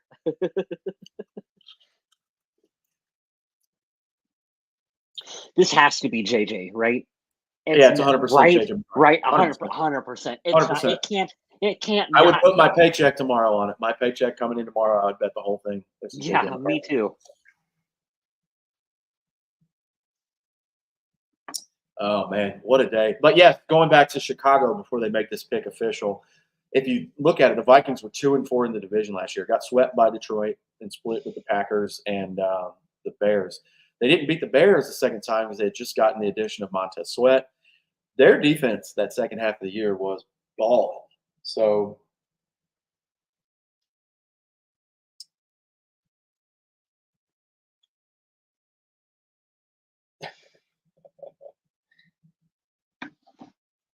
Vikings Twitter. It's so funny. So 11 and a 4th and 5th for a 1st and 6th rounder and keep 23. Yeah. JJ McCarthy. Oh, the pick is in. You are a Dude, Minnesota Viking. The pick is in for the Minnesota Vikings. It's up on the screen for Pat McAfee's podcast. Watch him draft that corner from Iowa. That would be what Mike Zimmer would do.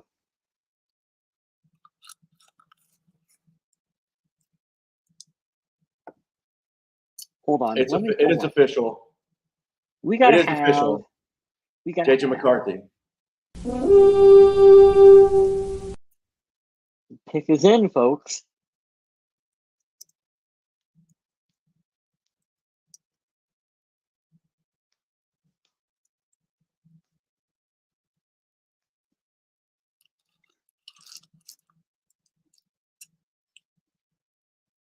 All right. How are we feeling, everybody? I think this is a good value and first trade within the top 10. I think the board shook out how we thought, minus the Falcons being absolute morons. It is official. JJ McCarthy is a Minnesota Viking. There's your quarterback of the future, boys. For where he's at, for where he's at, I love this pick. I do too. He won a lot of college football games. He is now a Minnesota Viking, and I will always support whoever our quarterback is in Minnesota. I was worried about them trading up to pick JJ McCarthy and giving up way too much to draft him at number 3 or 4 or 5. I think that this is an excellent value that they got him at 11 or, well, what was it, number 10. And we still got the number 23 pick that they can either stay put and draft that best available, or they could trade back into the second round, maybe pick up some more picks from what they just gave up to go get McCarthy. I think McCarthy is going to be an excellent fit in Minnesota. He works really well with what Kevin O'Connell tries to do on offense. He'll be able to get the ball into the hands of the playmakers out there. Addison, Jefferson, Hockenson. He will be able to run the offense, and that is what you're going to want from him. I also think it's a good situation where he does not have to start right away. You don't have to force it with him in year one, and that will help him too. That will help him learn and develop and grow into this offense. It's a better situation than what Drake May went to at number 3 to New England. They just ruined that kid's career. Sucks yeah, they did.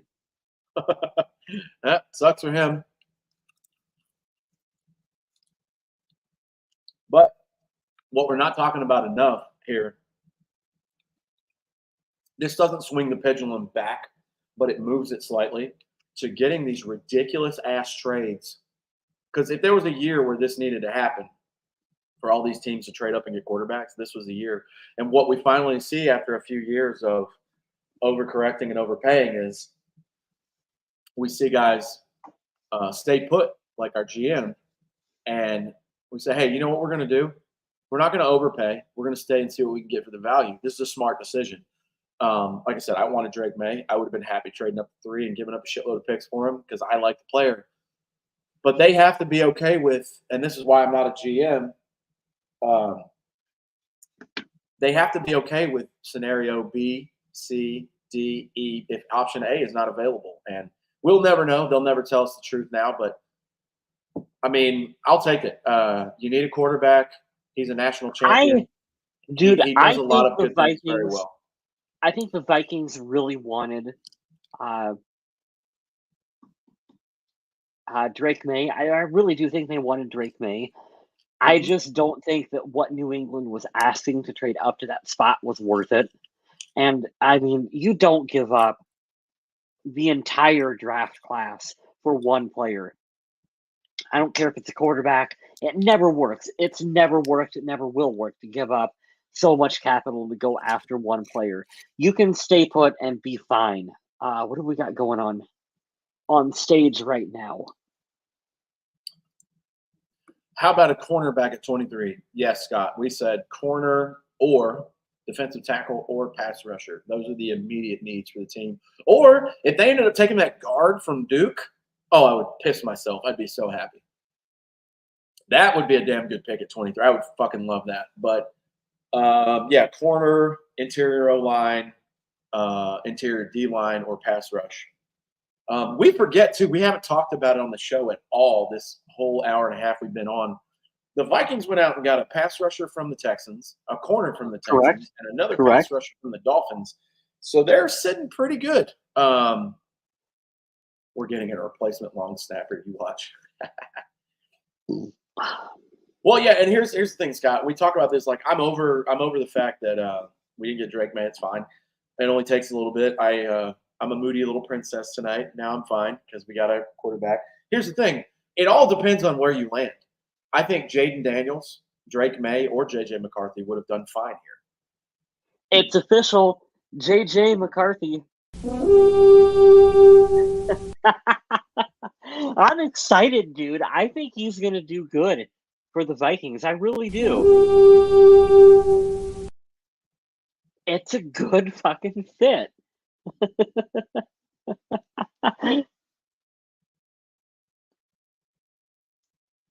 We got our future quarterback, man. I'm excited for it. I'm going to go buy a J.J. McCarthy jersey. I'm going to pre-order a J.J. McCarthy jersey like tomorrow.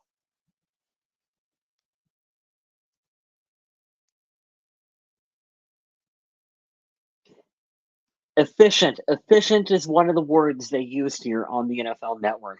And that is what the Vikings need to run this offense. You just give me someone who's efficient and who can run it and take care of the football and get the ball into your playmakers' hands.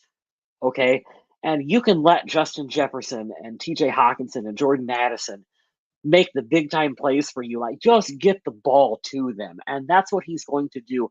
And he is a proven winner out there on offense. You can win with this kid, and that is why I am excited. This is a good pick by Minnesota. I'm talking shit to people on Twitter. Meet handoff man McCarthy. Hands it off 50 times a game. System quarterback. 10 completions in the national championship. Is J.J. McCarthy a future bust? I said, yes, because one game proves what a quarterback is worth. Let me give you the tape on Matt Flynn throwing 6 touchdowns in one game. I also have some oceanfront property in Arizona you'd be interested in.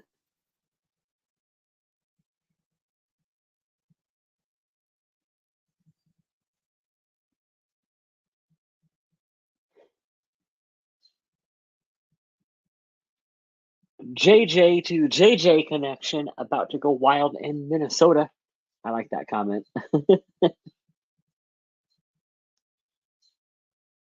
Some girl said Questy is a diversity hire GM. Imagine trading 3 draft picks to move from 11 to 10 to get the same person you would if you did nothing but wait your turn. Well, the thing is, they wouldn't have, so you're fucking stupid. Yeah, I love Twitter. God, I love dumb people. I love when they take the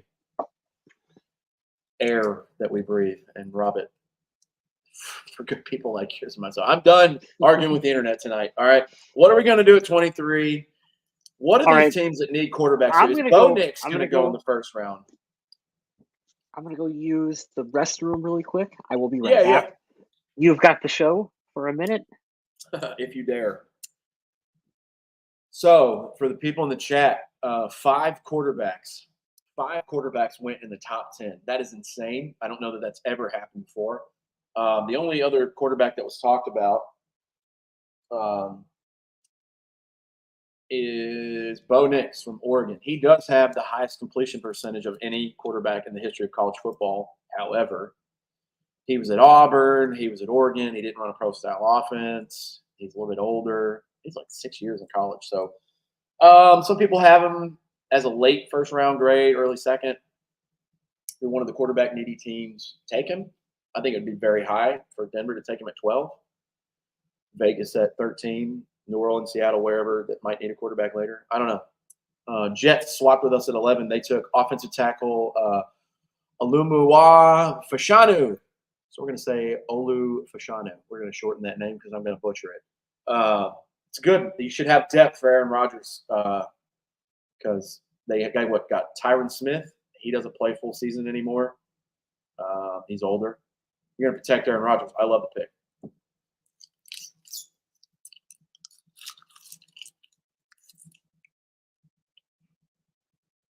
Yeah, I was going off on Twitter. People are so stupid.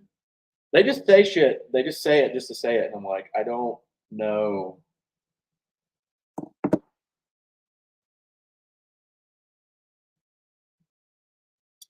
Texting my best friend. Sorry, guys. I know this is boring for the show. Kept pick 23-2. I can live with that. Only went up one pick, still have 23. And for Harbaugh to top it off, it's hilarious. I'm happy with JJ and keeping 23. I wonder if Questy trades back a bit. I hope not. Get that blue chip talent. My buddy Matthew and I were talking about that today. We were sending like a voice text back and forth. Having more darts to throw at the board, but getting lesser graded talent, you're not going to get starters that way. And starters are the people who play like impact your game. So unless you're going to get a starter, maybe they trade 23 with like the Bills and they want to come up and get. So I don't know where they would be. No, they'd be in the same area. Maybe San Francisco wants to trade up and you get a late first and then another second. I don't know. I don't see the value in doing that. Just go get a starter. Go get somebody you can plug in on the D line, interior O line, corner, whatever. Go get somebody who's good. I don't know. Jonathan, what's up, dude? We have missed you. If you haven't seen what is going on, let us know. We'll fill you in. I'm sure you heard. J.J. McCarthy is a Viking. Vikings only had to jump up one spot, swap picks with the Jets. We got him at 10. Michael Penix Jr. went number 8 to the Falcons. What an absolutely stupid pick by the Falcons. Wow. Kids finally sleeping. Yeah, J.J. McCarthy is a Viking at number 10. Jets are on the clock now. They just made the pick at 11. They picked a tackle. So draft's going pretty well. They got to keep their 23rd pick, so I'm happy with this, man. This couldn't have went much better. They would have got him at 11 and not have to give up any late pick swaps. That would have been great. But, yeah, I'm kind of bored now, honestly. That was a little bit of a letdown, but whatever. How many popsicles am I going to eat? Doug, would you like me to eat them slower so I can – Yeah, what are the Vegas betting odds on how many popsicles you're going to eat on this podcast? You don't want to fucking know how many are over here. You don't want to know. I rode my Peloton for 60 minutes today, and I surprisingly got sweaty on that stupid-ass bike. I wanted to go to the gym, but I didn't. And I burned quite a few calories, so I'm eating them all back in the form of this fucking That's the story of my life. I wanted to go to the gym, but I didn't.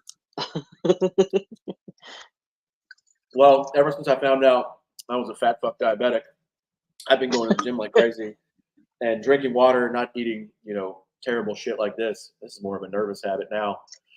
Lost a lot of weight, but tonight we're doing the informal draft show, and that's fine. Doug, way to call me out. That's hilarious. Yeah, I've been trying to eat healthy and cut back on all that shit, but you got to get rid of the sodas, man. You got to do the diets. Once you get used to the diet soda taste, it'll make your life better. I have switched. I've done the Diet Coke switch, and you really can't. Diet Coke is really pretty amazing. You cannot tell a difference. I know the difference, but I'm used to Diet Coke now. Diet Coke reigns supreme on the diet drinks. I will die on that hill. But yeah, I don't know, Fire Breather. Who do you think falls to 23? Let me go to the NFL website and see who their available prospects are. I didn't expect this to happen. I thought we were going to trade the farm for a quarterback and not have another pick. So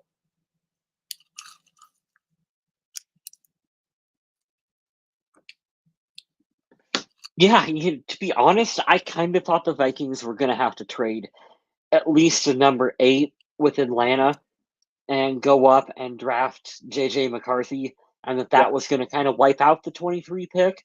I really didn't think that we'd be sitting here and going, okay, we got our quarterback at 11, or what was it, number 10? I guess we got him Yeah. at number 10, and we still have that 23 overall pick that they can go out there. And at this point, I think Brian Flores is sitting in the Vikings war room and he is pounding his fist for 1 or 2 defensive players that he wants to add out there. And you know what? I would agree with Minnesota if they add another solid piece out there on defense. I know you went over some of the free agent acquisitions that they did, but you can never have too many. You can never have too much talent on defense. So right now, there are 2 edge rushers that are out there that I would love to see. Dallas Turner doesn't make it to 23. He's the best defensive player in the class. Jared Verse from Florida State is an edge rusher. Very good. They both have similar grades. To put in perspective, I'm on NFL.com right now. Highest graded player in the draft was Malik Neighbors from LSU, 6.86. Marvin Harrison Jr., 6.83. Rome Odunze, 6.74. Caleb Williams, 6.74. These players right here that I just mentioned, Jared Verse and Dallas Turner, 6.73, 6.72. These are all within from Rome Odunze, Caleb Williams, Jaden Daniels, Jared Verse, Dallas Turner. They were all, and Brock Bowers, the tight end. All of these guys are within like a tenth of a point of each other. So they're very, very good. I kind of think Brock Bowers might potentially go to Denver right here. I mean, he's a great tight end. Yeah. He really is. He's probably going to be the only tight end in the first round. Tight end's a little different than it used to be. I don't know if he can block as well. I think that's why he's projected so high. Because you don't need a single-purpose tight end. You need one that's going to get in the trenches and block. But, yeah. I like Byron Murphy II at D-tackle. I love Quinion Mitchell, the corner from Toledo. Terrion Arnold, the corner from Alabama. I really like that center from Duke. I would love if they drafted him. I really want Byron Murphy to be drafted by Minnesota so we can have 2 Byron Murphys on the team because that's confusing and super funny, and I love stupid shit like that. What? Bo Nix at 12 to the Broncos. Holy crap. There's your fucking Christian Ponder pick of the night. That is a reach. Wow. That is a pick to, Now I'll say this. Excuse me, not pick 2. That is a night 2 pick that you just reached for in the first round. That's a second rounder. Quarterback, which I understand you get desperate, but here's the thing. I've seen him mock to them plenty of times. He's very accurate, and he's like diet Drew Brees, which is exactly what Sean Payton would love. He just doesn't do anything like super great, except he doesn't turn the ball over. So, I mean, you need that. Okay. There's no way. Ponder at 7 was what he was at 12. Yeah. Yeah, that's correct. His jersey was 7, and he was picked at 12. Yeah, this could be that potential. Could be that bad, but who knows, man? Man, Denver got desperate. That sucks. Let's play the Vikings. Rashawn Payton taking Bo Nix. Radio, Sean. You idiot. Oh my gosh, Aaron Rodgers is on the Pat McAfee broadcast. Nice mustache, of course he guy. Is. Look at these idiots out there having to pretend like they're excited to have drafted Bo Nix. Like that was their plan all along. I don't believe that for a minute. Everybody's texting me right now. It's hilarious. Everybody's texting me. I have like 15 That's messages. That's ridiculous. Dude, if we ever win the Super Bowl, I'm turning my phone off because it's gonna overheat and blow up. Oh, everybody and their mother is gonna fucking text me, and I'm just gonna sit in the floor and cry out of happiness for like an hour and be like, I don't believe it's real. Oakland.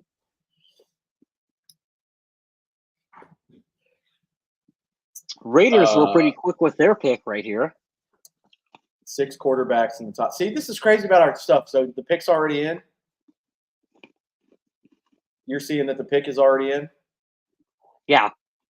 Yeah, so I'm watching the Pat McAfee broadcast on ESPN, and it still says they're on the clock. I don't like that. Yes, the Jets took a tackle. Fashanu? Yeah, Olu Fashanu. 6 quarterbacks in the top 12 is insane. That's absolutely nuts. And the fact that no defensive player has been taken yet, I believe. So I think that they're going to take Dallas Turner, the Raiders. They'd be smart to take the edge rusher. Him and Max Crosby would that'd be a scary little duo. I'm looking at some more of these grades too. Who else was down there that I mentioned we could also get? Chop Robinson. He's got a great grade. 6.50. Kool-Aid. That's awesome. Man, oh man, this is sick. Where did they have J.J. McCarthy graded? 6.4. He was rated maybe 20th. So they did reach a little bit, but is what it is. Here comes the Raiders getting ready to make a pick.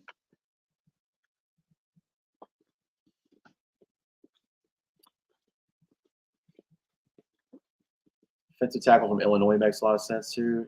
Jerzon Newton. Has there been a defensive player drafted yet? I don't think so. That's why I'm thinking they should go. Oh, Brock Bowers. Wow, no defensive players yet. Holy shit. Ooh, Brock Bowers. Oakland or wherever Brock they are Bowers now. to there, and then New Orleans is up at 14. They could get a really good pass rusher, and Cam Jordan is not going to be there forever. They should take Dallas Turner. Matt, Titus, if you're still in the chat, you're about to come up here in 2 picks. Who do you want the Colts to take? My resident friend who is a Michigan fan, diehard Colts fan.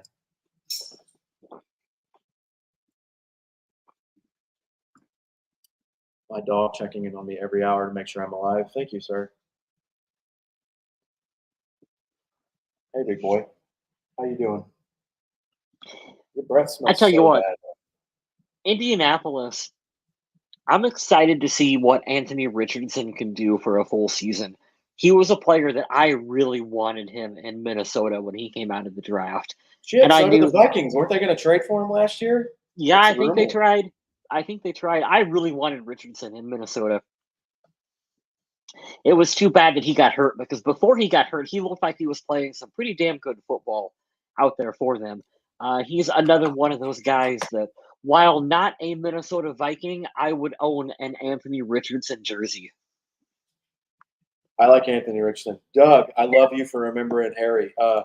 No, this is not Harold. Harold is in that giant ass kennel back here because I don't make working dogs into pets. I refuse to be that person.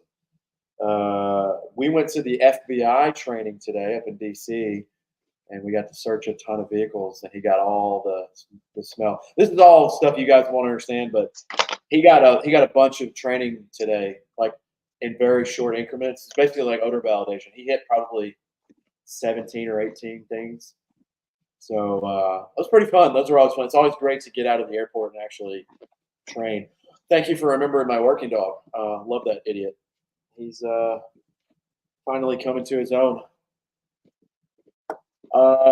Goes to show all the NFL is offensive minded. No defensive picks yet. That is insane to me. Yeah. We were talking about that on, and what was it, last week's episode? 14 is where the earliest, that's crazy, dude. Oh, that's wild. They got their pick of anybody. I don't know how you don't pick. Dallas Turner should be picked right now. Does that mean that Michigan turns on JJ now that he's on a rival team? I don't know. I don't think they care. I think they just want their guy to win.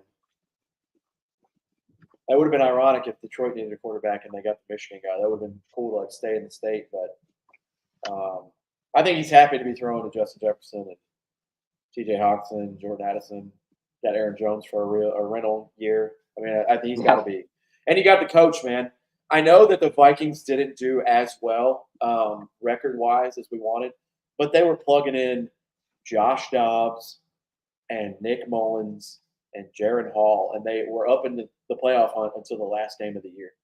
They should have been out of there. As soon as Kirk's Achilles snapped, the season should have been over, and they were potentially contending for a wild card spot, which is insane. So I think part of that was on Kevin O'Connell to not stick with a guy. Probably should have just stuck with Nick Mullins for the entire year. But I mean, I think that's part of the reason Josh Dobbs won a couple of those games. He was literally coaching him on every play. So I'm excited to see what he can do with JJ McCarthy. Yeah, I'm with you, man. I'm not going to turn on him. If that's our quarterback, that's who I'll support. I'll hope that he can do the impossible and bring us the Super Bowl. But I like the value the most. I like that things didn't go as we had all kind of made it out to be and made the hype to be. And then, oh, my buddy's checking in on me. That's hilarious. Are you happy? Yeah, I like the value. I can root for McCarthy for sure. Oh man.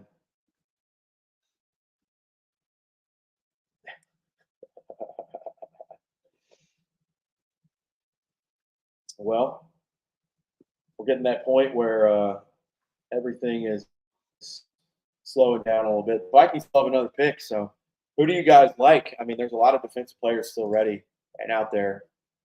New Orleans is on the clock. They should be turning in their pick soon. So you got New Orleans, Indianapolis, and Seattle. Seattle's interesting. They had a good couple of drafts recently. It's wild to think that Pete Carroll's not the head coach there anymore. I don't even know who their coach is. I'm trying to figure out how do I do the screen share? So you go down to present, and it has like a TV with a plus sign. Oh, okay. And then you share screen, and when you click on share screen, you can just click on the first thing. It'll say like tab. You can share the tab so everyone can see.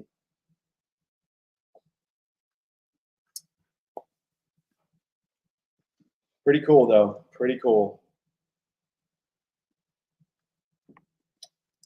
Yeah, Aaron Jones has a little chip on his shoulder this year. He had like, what did he? I gotta look at the last couple of stats that he has. Aaron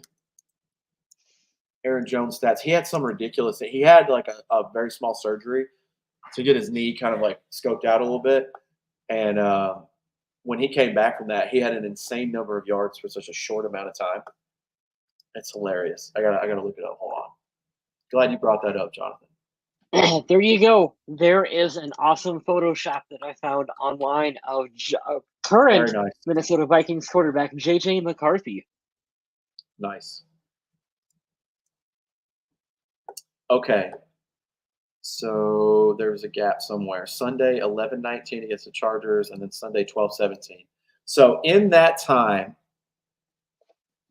53, 127, 120, 111, 118, 108. So he came back after a month off after tweaking his knee, I believe. So let me add this up. I knew it was crazy. I'm going to add these up. So in how many games is that? 1, 2, 3, 4, 5, 6 games. So you have 108 plus 118 plus 111 plus 120 plus 127 plus 53. So in 6 games back, he had 637 yards, which is almost what Alexander Mattison had the entire year. So that's hilarious. 3 rushing touchdowns in the win against Dallas. God, the Cowboys getting blown out in the playoffs is my favorite thing in the world. Yeah, Aaron Jones should be interesting. I hope that he can just be 90% of what he has been. He's very good. He'll be an upgrade. Good? He'll be an upgrade over anyone we've had.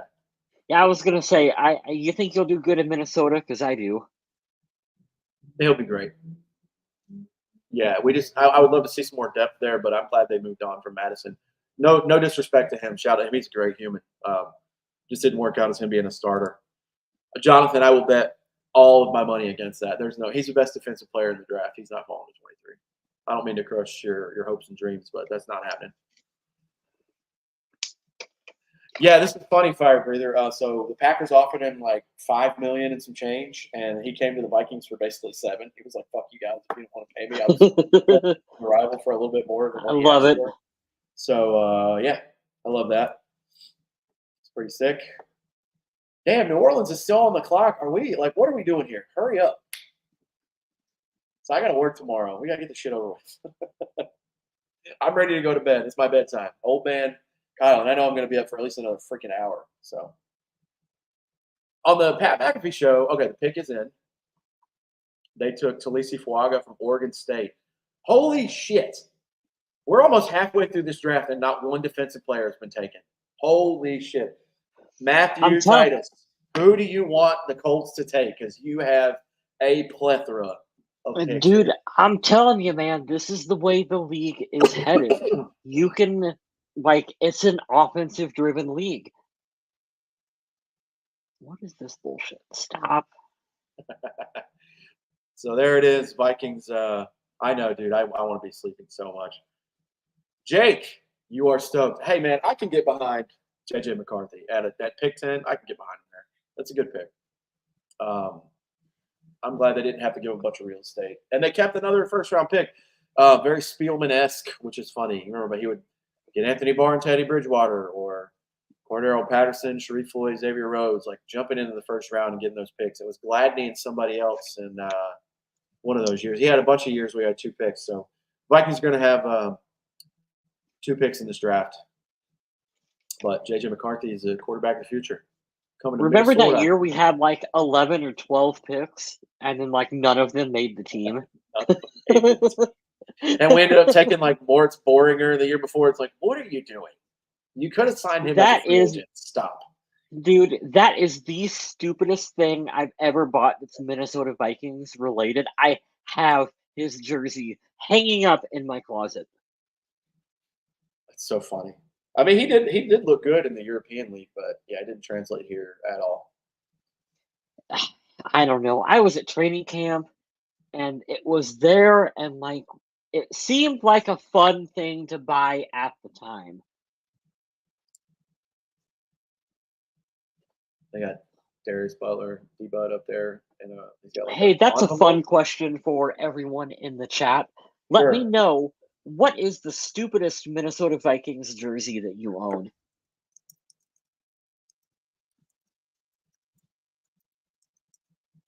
I've got a funny one for you. I didn't mean for it to be this way. So I decided to buy something off of the Korean NFL special. Hey, I'm buying this clearly from overseas from a third-party site. I definitely made one of those jersey hoodie things. And I got 93, and I put Randall on the back. Either I hit P, which if you guys can see here, the R is way over here, and the P is over here. On it? So I definitely didn't hit Pandal, but when I got my jersey, it said Pandal 93, and I still have it somewhere in my closet. So I got the John Pandal jersey hoodie, and I just laughed. I told Adam about it all the time. I told both of you guys in the chat, but he's like, you have to wear that. I was like, no. But I'm not going to throw it away because it's funny.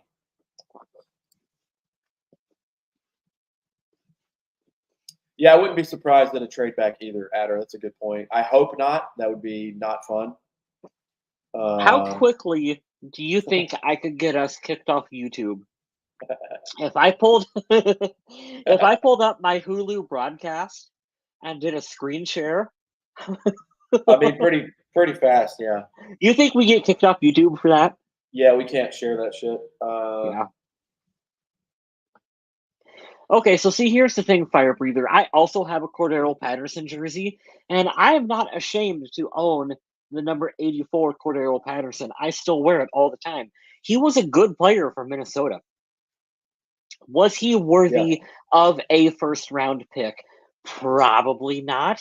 But he had there was a lot of fun plays. He was a good core special teams guy in Minnesota, and it was not his fault that he was drafted where he was. I will make fun of anyone who owns a Laquan Treadwell jersey. So sorry, Jake. I have to back up Patterson as well. This is not to shit on Fire Cruiser. This is just to hype up Cordell Patterson. I think he tied Devin Hester with the most return touchdowns because that was not. They were leaning towards up until this year getting rid of it completely. He was absolutely a return threat. He should have been a running back instead of a wide receiver. He's not a good wide receiver. Great running back, great return specialist, and we always forget the most boring Super Bowl in the 21st century. 13-3, Patriots over the Rams. That's motherfucking Super Bowl champion Cordero Patterson to you. Correct. So he got to play with Tom Brady. I have a really funny jersey that is my white horse elephant gift that we have passed around between about 3 or 4 of us now at this point. Nice. And I'm going to send it to one of you two guys from the podcast. You're going to get it, and then you have to pass it on to another Vikings fan. I have a Darren Sharper jersey that is not a thing that you should wear in public, folks. I don't think you should wear it at all, but that is funny. Yeah, there is humor. Not what he did. Not what he did, but the irony of having that is a funny joke. So my friend Paul always has like Vikings memorabilia, and he's always hitting me up. Hey, do you want to buy this extra book or this extra signed helmet or whatever? I don't have room for it in my office. And I bought a couple really cool books, Minnesota Vikings books from him. And in that box was a Darren Sharper jersey, this Darren Sharper jersey. And he said, I do not want it. It is yours now. You have to give it on to someone else. So yeah, either you or Adam. It's like having a Ray Rice jersey or a OJ jersey. Like there's just bad juju all over that. It's so funny. I would wear the OJ jersey for the LOLs. I'm kidding, folks. Don't cancel us for that. Hey, question on the OJ jersey: does it fit? Yeah. I shared a meme in the group with the guys from Nashville that are watching today, and it was OJ. It was like, when you get to heaven, but your wings don't fit. Hey, since we're just kind of killing time right now, here's a subject I wanted to bring up. I am really glad that Reggie Bush got his Heisman Trophy back. Yeah, that should have been a long time ago. It was hey, now that we're writing all the wrongs that have been done to players, can we get Pete Rose in the Hall of Fame now too? Can the old rights for the MLB stop being stupid about that? That'd be cool. But for Reggie Bush, I mean, whether or not it was a rule or not a rule that you could make money as a college athlete, like with your likeness or signing autographs or whatever bullshit reason it was, if they took that Heisman Trophy from him, everyone was doing it, and it's currently like NILs have made what he was doing legal. They never should have took it from him, and I am really glad that they gave it back to him because he was very deserving of it. Reggie Bush, one of my favorite college football athletes of all time. So cool to see them right that wrong a little bit. Oh, okay. Never mind. I didn't see Edge Latu, first defensive player off the board. I see the pick now. I'm dying over here. So yeah. I can't say this either because this is locker room talk in my text threads. So I have to condense this.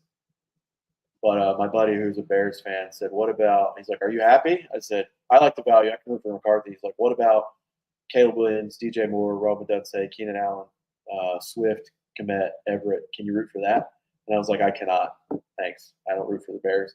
He's like, what about that offense, though, for real? I said, I agree. It's going to be good. But to make myself feel better, remember when you said Justin Fields was going to rule the NFC North for 10 years? Remember when you went all the way for Justin Fields and he's not on your team 4 years later?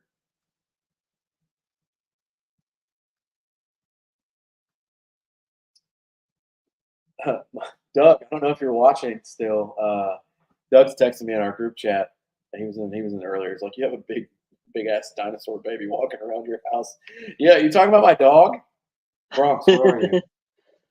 Bring your potato ass up here. Then he's like 85 pounds. He's a big ass dog. He's such a baby. Get up here. Come say hi to the people. They want to say hi. Oh, your claws. Oh yeah. Hi, big sad boy. What are you doing? So I'm basically just a welcome mat. I will lay down when you walk in, and you can pet me and give me snacks. He's the real He's a- star of the show. He's a How old sweetheart. is he? How old is he? When I got him, they didn't have any info on him. I just know he had Yeah. like major issues. Like somebody definitely treated him like shit. Oh, that's so sad. Yeah. Well, he's I been don't- living the life since I got him. You know, this is my litmus test for whether or not I like a person. How do you treat a dog? If you treat a dog well, I'm going to be friends with you. If you treat a dog like shit, I don't want to have anything to do with you at all because you're a terrible fucking human. Oh. So I've been around. Oh, I know. Is that a good belly rub? Yeah. He's a big dog. He's bigger than my work dog. So it's funny because Oh, he's such a big baby. Look at you push him away. And he's like, no, I don't want to. would you like to steal the show? When I say would you like to, he gets really pumped. Yeah. Would you like to? Can you say a woo? Woo! Yeah. Yeah. He can shake. And he can lay down and ask for a belly rub. When I got him in 2017. I could tell that he was really young because of his teeth were very white, and he was still like baby faced. I guess he was about a year old then. I got him in September, maybe a year and a half. So I just gave him my birthday. We share a birthday because I don't know any info on him.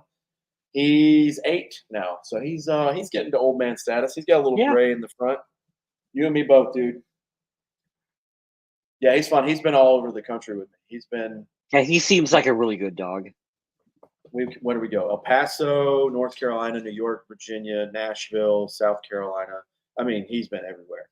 He's been in the front seat and the back seat to all that. He loves going to my brother's house and hanging with their dogs. He loves going to my dad's house. He's the best. Yeah. I know, dude. He's like the definition of those cartoon like puppy eyes when they just look at you like. Ever since I've had him, I've called him Eeyore just because he's one of those. Is like, thanks for noticing me. Like, please love me.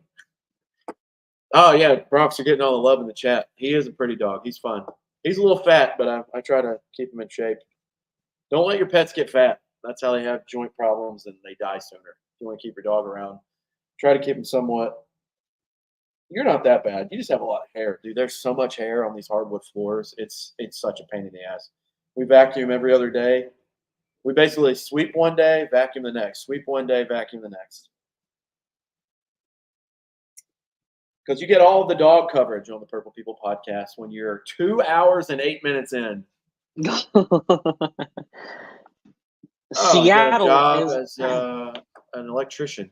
Fire breather, where are you located at? Like, you don't have to give your address and your social and all that, but like, what part of the country are you in? That's dope, dude. Congratulations.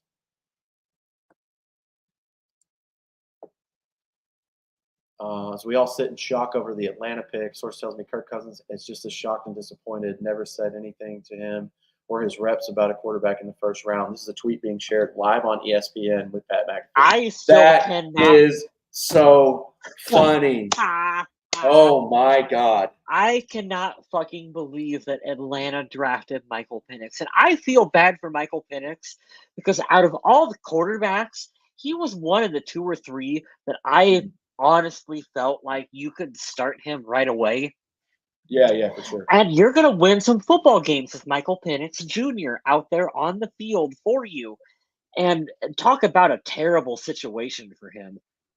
Having to sit. I think it's good that he sits. I think he needs, like I said, the middle of the field is where he struggles, and I think he'll learn there. The problem is exactly what you said, though. It's literally like it's what you said. He's a little older. Kirk's not gonna. It's not a one and done year. It's not like Matt Ryan to Atlanta, where you're like, yeah, he's hanging on by a thread. He's got 2 or 3 more years. When is he going to start? Are they really going to eat the money after 3 years or 2 years? with Kirk Cousins, unless Kirk just looks like absolute shit and he's not the same from the Achilles, which is very. We got to talk about that. Possible. It's possible. Kirk and Aaron Rodgers could look like shit this year because that's a devastating injury. Now, medicine's only getting better as the days go on in our life and society, but it's always a possibility. That's a devastating injury. That's where you generate a lot of power from your lower body. So I don't know what the future holds, but Kirk Cousins, man, he got to be a little upset about that. Seattle's on the clock. My draft tracker says, yeah, Laiatu Latu from UCLA, good edge rusher. First defensive player picked at 15. That's insane. Hometown discount. That's funny. Can you go and turn off the electricity of the Bengals war room? That's hilarious. Okay, so here's a question for you. And it's a stupid question, but like you said, we're 2 hours into this podcast. Let's kill some time right now, folks. That's good. Who did you like more as a Minnesota Viking? Sam Bradford or Kirk Cousins? Kirk Cousins, because he gave us what Bradford couldn't. I think if they both stayed healthy, I think Sam Bradford would have been a better quarterback than Kirk Cousins. Yeah. No, in my lifetime, he was a better quarterback than Kirk Cousins. Yes, he was a better passer than in my lifetime. I have never seen a dude throw a ball as pretty as him. That give you the what ifs. That game that he and I know I'm hanging on to a singular game, but that game he played Monday against the Saints, I was like, if this goes on for the whole season, just 75% of the season. Let's say he has 2 or 3 games where he forgets how to play football. If he can do this 12 out of 16 games, Jesus Christ, we're going to get the 1 seed. This was when Stephon Diggs really came into his own and Adam Thielen was emerging. Sam Bradford, he just couldn't stay healthy, man. Sam Bradford is absolutely one of the best passers of football I've ever seen. Just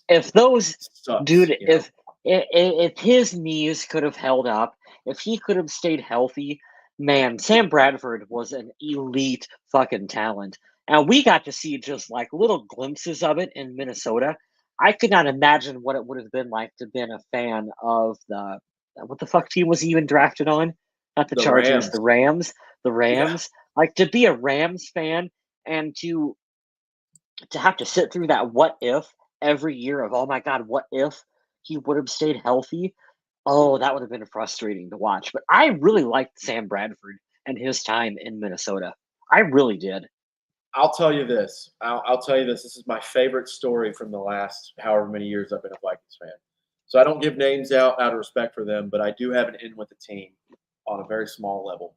If you guys watched the show for the Week 5 game against the Chiefs, I told you all about it, but I'll tell it again because we're killing time right here. So we toured, my dad's a diehard Chiefs fan. So I said, hey, my mother died a couple years ago. I want to take my dad and enjoy experiences with him. So I say, let's go see your team play my team. I'm well aware your team's probably going to beat my team because you have Patrick Mahomes and I hate you. But cool, let's go to Minnesota. I want to see the stadium and geek out. So my dad, I buy the flights, he buys the hotel, he gets the tickets, I buy this, right? So we do this thing, father-son weekend. We go tour the stadium. That stadium tour is unreal. It's absolutely awesome. And then I get a text from my buddy because I planned. I saw John Randall that morning. I got to meet my favorite player, which was dope. I was the second one in line. Fun thing about John Randall, he's exactly how you think he is from TV. I walked up to him. He's got a cigar in his mouth. He's got his hat on. He's like, "How the hell are you?" And I'm That's amazing. I'm meeting my. Hold on. Hold the phone. We got breaking news. Minnesota just traded with Jacksonville. We're on the clock. Oh, fuck. Who are we taking? Are we taking Dallas Turner? Are we taking Dallas Turner? We're taking that corner from Iowa. No, we're taking Dallas Turner. He's not taken yet. Well, Byron Murphy just went to Seattle. Oh, my God. Did Jonathan just – oh, my God. Jonathan, did you make this happen? They're going to take Dallas Turner. They're going to take Dallas Turner with this pick. They're going to get the best edge rusher in this. Oh, my God. And I get to go to bed early. Yes. Jonathan, I redact everything that I said. Holy shit. Wow. Dallas Turner, make it happen. If they don't take him, I may be upset. Okay. Back to my story until we figure this out officially. So I meet all in one day. I meet John Randall, get his autograph, get a photo, go and tour the stadium. I'm throwing to some random kid who asked me, he's like, hey, my dad's shoulder is messed up. Can you throw with me? I was like, I'll throw with you on the Vikings field, of course. So we're talking about that, going through, and I text my buddy because I told him, hey, when are we going to hang out? We had hung out previously week 4 this past year in Carolina where I was living. We went out, had some drinks, had a good time, saw the Panthers game. I got this hat. Shout out to him. This is my favorite hat. I wear it every single day. Got it tossed from the 50-yard line from my guy. So I was like, cool, man, this is sweet. So we go to the facility, and I get to see Quessie's office and Kevin O'Connell's office. There's a couple players there. Nick Mullins was there. My photo on Facebook is a picture between Cousins and Jefferson's locker. But we're sitting in the back where they have all the equipment, and he tosses me a beer, tosses my dad a beer. He goes, let's talk football. And I don't bug him about football because this is his job. That'd be like somebody asking me for dog training tips every day. I'd be like, hey, can we fuck off with this conversation every single day, So he said, what do you want to know? I said, what the fuck happened to Sam Bradford? And he's like, he tore his knee up really bad in the game. Oh, my good God. No fucking way. How? This could not have went any better. Wow. Wow. Jonathan is the MVP. Oh, my goodness. Wow. I got to go back to your comment, Jonathan. Holy shit. Wow, dude. This is just There you go. A1. Holy crap. Dallas Turner, edge rusher from Alabama, I believe, is a Minnesota Viking. Holy shit. This is a fucking pick. This is a Brian Flores fucking pick. All right, so there's a Idris Elba meme, and I don't remember what movie or show it's from, but I can't wait to see it on Twitter. It's like, I want you to put the word out that we back up. We are fucking back, baby. Holy shit. Wow. Jonathan, kudos, buddy. Remember when I said technically he did not fall to the Vikings, though. The Vikings traded to get him. I want to make it clear. Correct. What a pick.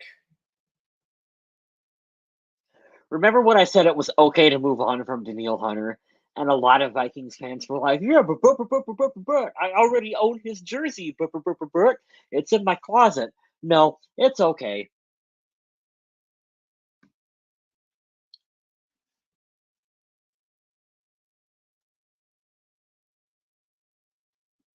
Wow. I need to see the trade terms. Hold on. I'm going to read it out to you guys.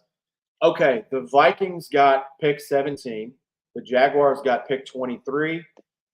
A 5th round this year, a 3rd and a 4th next year. I don't care. It's fine. Wow.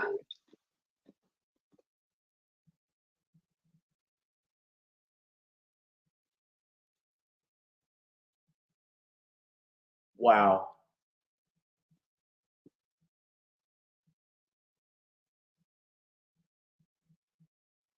Oh, man. Wow. That's good. So this is not how I envisioned the day. This is not how I envisioned this to go whatsoever. Sean Payton's on with Pat McAfee. Nice. That's so cool. I'm so happy for them.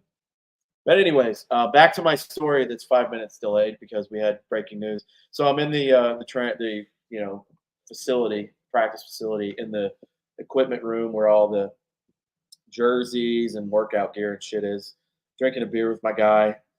And he's like, what do you want to talk about? What do you want to know? I was like, what the fuck happened to Sam Bradford, man? And he just sunk his head. He goes, that was our year, man. That I truly believe that was the Super Bowl year. I said, yeah, you think? He goes, you got to remember, we drafted Dalvin Cook that year. Week 4, he tears his ACL. He's like, what team loses their starting quarterback after week 1 and their starting running back by week 4 and still makes it to the championship game? He goes, nobody. Yeah. He goes, if we would have had both of them healthy, he's like, I have zero doubts that we go to the Super Bowl. I don't know that they beat the Eagles, but I do think that if they had to come to Minnesota and we had won the same amount of games and had the tiebreaker, maybe the momentum would have swung.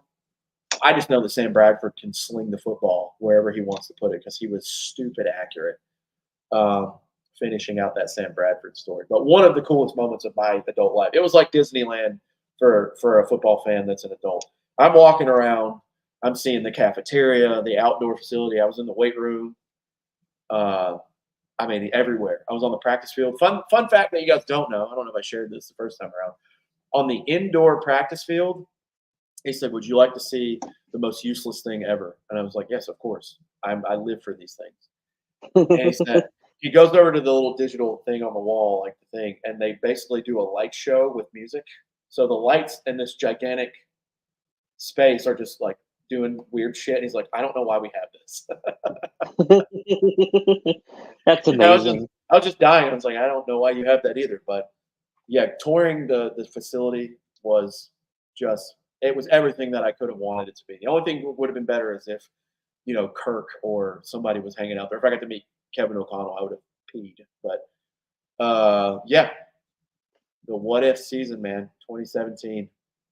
I don't know that you beat the Eagles or Patriots, but it definitely wouldn't have For been a me, 38-7 blowout.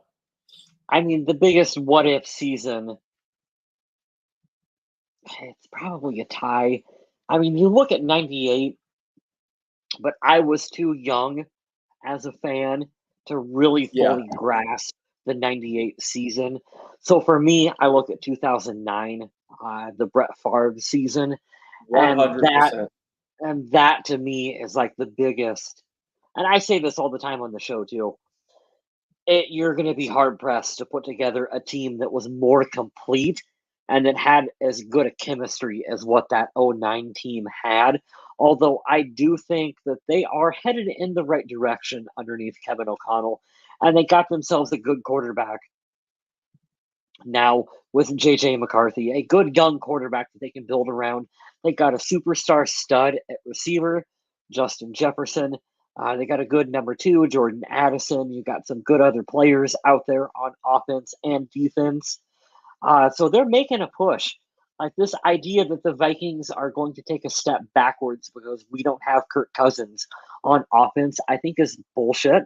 I don't necessarily agree with that. I don't know what your take on that one is, but I don't think the Vikings are just going to be like, oh my God, we lost Kirk Cousins and we're only going to win, 3 games this year because we don't have Kirk on the team. Nah, fuck that. I don't believe in that. To answer the first part we were talking about, yeah, I vaguely remember the 98 season and the disappointment. They definitely would have won. I agree with that offense. Basically, you're looking at, while we've been alive, 2 chances to win a Super Bowl that ended short in NFC Championship games. I have zero doubt in my mind Favre and that team would have beaten or would have lost to the Colts. I think they would beat them pretty handily. They went toe to toe with the Saints, and the Saints pretty much routed that game. Because they Um, cheated. yeah, I mean, it was dirty. Yeah. It is what it is. I don't know if they beat the Patriots or the Eagles in 2017. Would have been a cool story. I don't think that it doesn't feel like Case Keenum bringing a championship was like the moment. Although that would have been cool to have the miracle and then winning a Super Bowl at home. Yeah. Yeah, I forget what was your point for Kirk again? Because I want to talk about this. So what were you saying about Kirk and just now? Because I was texting being rude. And Oh, it's basically, I don't think that the Vikings are all of a sudden, well, we're only a 3-win team because we don't have Kirk Cousins as our starting quarterback anymore. Like, I don't believe that. yeah, and I'm not taking anything away from Kirk. He's wonderful. Um,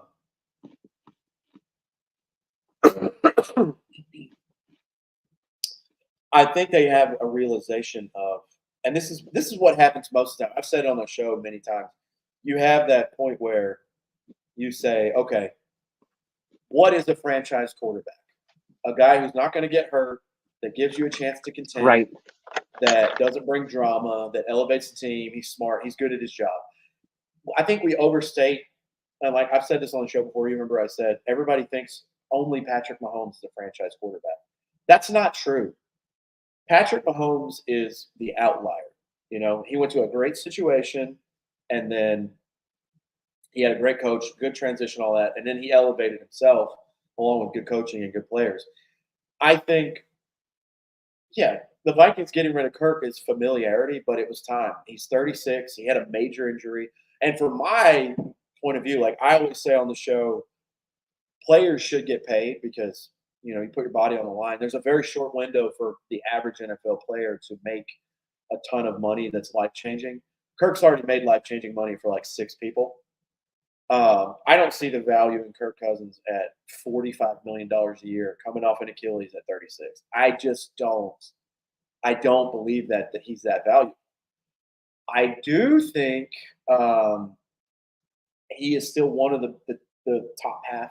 There's 32 teams, right? Top 16. He's in the top half of quarterbacks in the league, assuming he still plays the same. But at some point, and it goes back to my point, I've said this a million times on the show, at some point, a new general manager and coach, especially when they're hired in the same year, they are going to be judged on who they draft at quarterback. And I think that the stars just aligned and the time lined up perfectly where they got to make a decision. They got to make a big boy move. And they drew their line in the sand with Kirk. They're like, we like you, but we like you for this price. And Kirk, being a businessman, was like, I want my bag. I've earned my bag. Look how shitty you were without me. Okay, well, I guess we'll agree to disagree and go our separate ways. So, yeah, I know Kyle had to jump out for a second. He's not back yet. But the Kirk Cousins thing, I wish him nothing but the best, dude. Kirk O'Chains was a year that I'll love forever. But ultimately, it was a little underwhelming. He was very consistent, very available, which I appreciate. No drama. But, I mean, that's part of the reason, too, that when you draft a quarterback that high, you don't get to, you don't get to pay a bunch of defensive players. So you pay a quarterback that much money, it's gonna show eventually. I think he'll do fine in Atlanta. They have some good pieces. If they can learn how to run the damn ball and use Bijan Robinson the correct way, that would certainly be nice. Let's see. Kyle's not back yet. I don't want to run this show. There you are. Sweet. Spoilers. I had to go pee again. That's funny. So I was just going on about Cousins, and now I'm reading here. Flores, we're gonna have so much fun. Can't wait to see him yelling on fire. Yeah, this is gonna be fun. It's gonna be real fun. When do we draft a running back? Well, let's see what picks we have left this year. The Bengals took Amarius Mims, the offensive tackle from Georgia. Vikings current draft picks.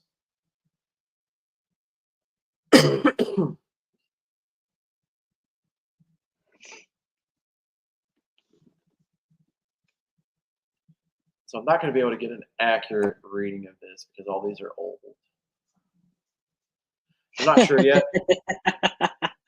My favorite comment of the night, I peed when I saw the Vikings trade up to 17. That's hilarious. That's fantastic. When do we draft a running back? You know, I do think the Vikings will take a running back. I'm with Smith. I don't remember exactly what they have for picks now with the trade with Jacksonville. But you got to think, you know, round 2 through 5, somewhere kind of in the middle of the draft. You look at addressing a young running back out there on this team, but it's not really a priority moving into this coming season. Wow, there it is. After following a series of trades, the Vikings now have just 3 picks in the 2025 draft. A first-round pick and 2 fifths. So who do you like on this team that we're going to get rid of and get some capital back for this year? Because that's definitely going to happen. TJ Hawkinson? Am I going to get voted off the island for saying that? They will get comp picks. Yes, not great. All right. I'm not really worried about what they have. Dude, we joked about it before, but we've done the thing underneath Rick Spielman where you're like, oh my God, we have 11 or 12 picks or however many it was. And at some point, you really are just throwing darts at a dartboard and hoping that one or two of them sticks. Most of the time, they don't. So if you believe that you can go up in this year's draft and you can nail a quarterback and you can nail yourself a pass rusher, and you think they're going to contribute not just for one or two seasons, but they're going to be a pillar of the Minnesota Vikings moving forward, a keystone piece of the offense and defense, yeah, fuck it. You trade up and you give away those draft picks and you do it and you bring them in because I would rather have one or two really solid players out there than having, well, oh my God, we have 11 picks and half of them suck and most of them don't make the team. And who gives a shit in 2 years? We've tried that. We've tried that and it doesn't work. I agree. And that throwing darts at the dartboard thing, Yeah. if you want to say, and I like this a lot, if you want to say, well, you swing, the more you swing, the more chances you have. Sure. I mean, technically that's correct. But right. Usually when you're getting more picks, you're not getting first round picks unless you're trading away key players. So what's the whole point of the draft? To get key players. So you're not going to trade them away just to try and hope you do it again. It's a very hard thing to do, right? So here's the deal. If you're taking swings later, Rick would trade a 2 for 7 7s. yes, absolutely. But here's the deal: if you're trading away an asset, like let's just use Justin Jefferson because it's low hanging fruit, and you want to take 2 first round picks and then T Higgins, we'll do the trade my buddy Doug presented earlier. That's a good trade because you get a known commodity in T Higgins that is very good, and you get 2 firsts. So you get to swing at bigger talent, right? Better talent. But the problem is what you're doing in the draft. You could have something like a wide receiver. Let's say you're going to get rid of JJ, and you're going to go and get hey, we're going to get a first round pick in the top 12. We're going to go get a wide receiver. Look what the Chargers did last year. The Chargers went and got Quentin Johnson. He sucked last year, and he had Justin Herbert throw it to him. He's not good, but he was a big body guy like a Laquan Treadwell, and they were like, well, we want to go with him versus Zay Flowers or Jordan Addison. We want a big dude on the outside. So far, he sucks.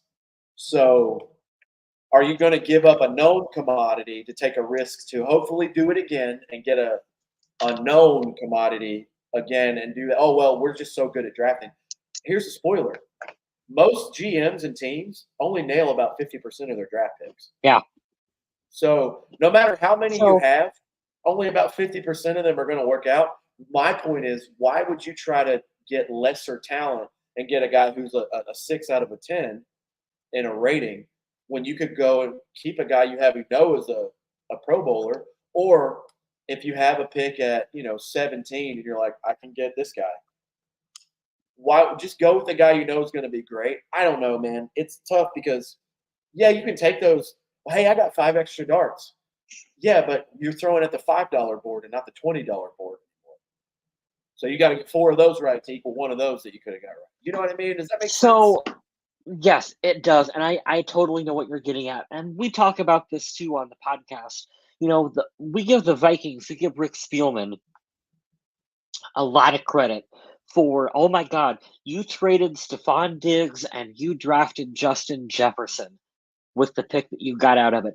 The only reason that the Vikings got Justin Jefferson is because the Eagles were stupid and drafted, Jalen Reagor ahead of him. I mean, that was in some other, Marvel multiverse out there. The Eagles draft Justin Jefferson, and we end up with Jalen Reagor, and we're sitting here going, holy shit, the Vikings traded away Stephon Diggs for that? Like, it's a fucking crapshoot, dude. You never know what's going to happen in the draft, and it's so contingent upon other teams and what they do and how they evaluate talent as well. And a lot of it is luck, and a lot of it, that's what it comes down to. A little bit is just luck. some of the Vikings' best draft picks that I can remember them happening were luck. Randy Moss falling down the draft is luck that he ended up to us. Adrian Peterson falling to the Minnesota Vikings was luck. Justin Jefferson, there's a little bit of luck that happened with him coming to Minnesota. So you never know, dude. The crapshoot is really good, and like you said, a lot of luck. If they take Jalen Rager, they look like idiots. But it just so happened that it worked. I mean, Yeah. it just happened to work that way. And then, I always reference the draft where Christian Ponder was drafted. That's the same draft. I'm very positive, unless I just have it wrong all these years, that J.J. Watt was drafted 2 picks ahead. You could have made that trade to figure that out. Boy, would those have been 2 way different choices for the Vikings on polar ends of the spectrum. But I don't know, man. I just think you got to go with blue chip talent, and even then, the first round is a major risk. Yeah, it's a major risk, but I mean that's everything. You know what I mean? Everything's a major risk in the first round, but at least the ceiling and the reward, the risk reward is there because, hey, this guy, he's projected to be a starter day one. And this is exactly what I'm reading Dallas Turner's bio here. 6.72 grade. This equivalents to a year one starter. Sources tell us he's such a talented athlete. One of the biggest mistakes people make is looking past athletic ability and focusing too much on technique or polish. Look for dudes and coach the rest of it. So I looked it up real quick for you. J.J. Watt went number 11. Christian Ponder went number 12. Yeah, so we literally could have had J.J. Watt instead of Christian Ponder had we just traded up and been smart. And that would have been fun to watch. Jared Allen and J.J. Watt for a couple of years. Good luck. But you have to go get a quarterback, so you overdraft the shit out of them. And that I just don't appreciate that at all.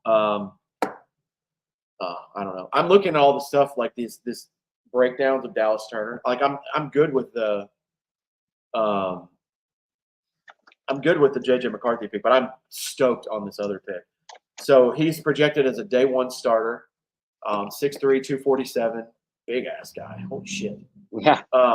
Production score 80 out of all the defensive ends in the 2024 combine. He ranked 4th. Athleticism score, he ranked 2nd. Total score, he's ranked 2nd out of all defensive ends in this draft, which is sick. 4.46 40-yard dash. Holy shit. Ooh, that's crazy. 6'3", 247 pounds, and he ran a 4.46. Holy hell. Holy shit. Okay. First step quickness is elite, and closing bursts are important. He still needs to work on his process from A to B. Needs to learn to create space and angles to consistently attack the edges, but that should come with better hand development. A team would be wise to widen him out and allow a better runway to ignite his burst. He's added 20 pounds since coming to Alabama, but he struggled at times to stack and shed run blockers. Turner's frame and game are much less developed than Will Anderson's coming out of Alabama, so it could take time for him to make his mark as a starting 3-4 outside linebacker. Well, guess what? Guess what you're going to be? You're going to be a 3-4 outside linebacker in this fucking system. So let's do it. This is funny. The Rams just had their first round pick in God knows how many years. Dude, it's been a long time for them. It really has. Yeah.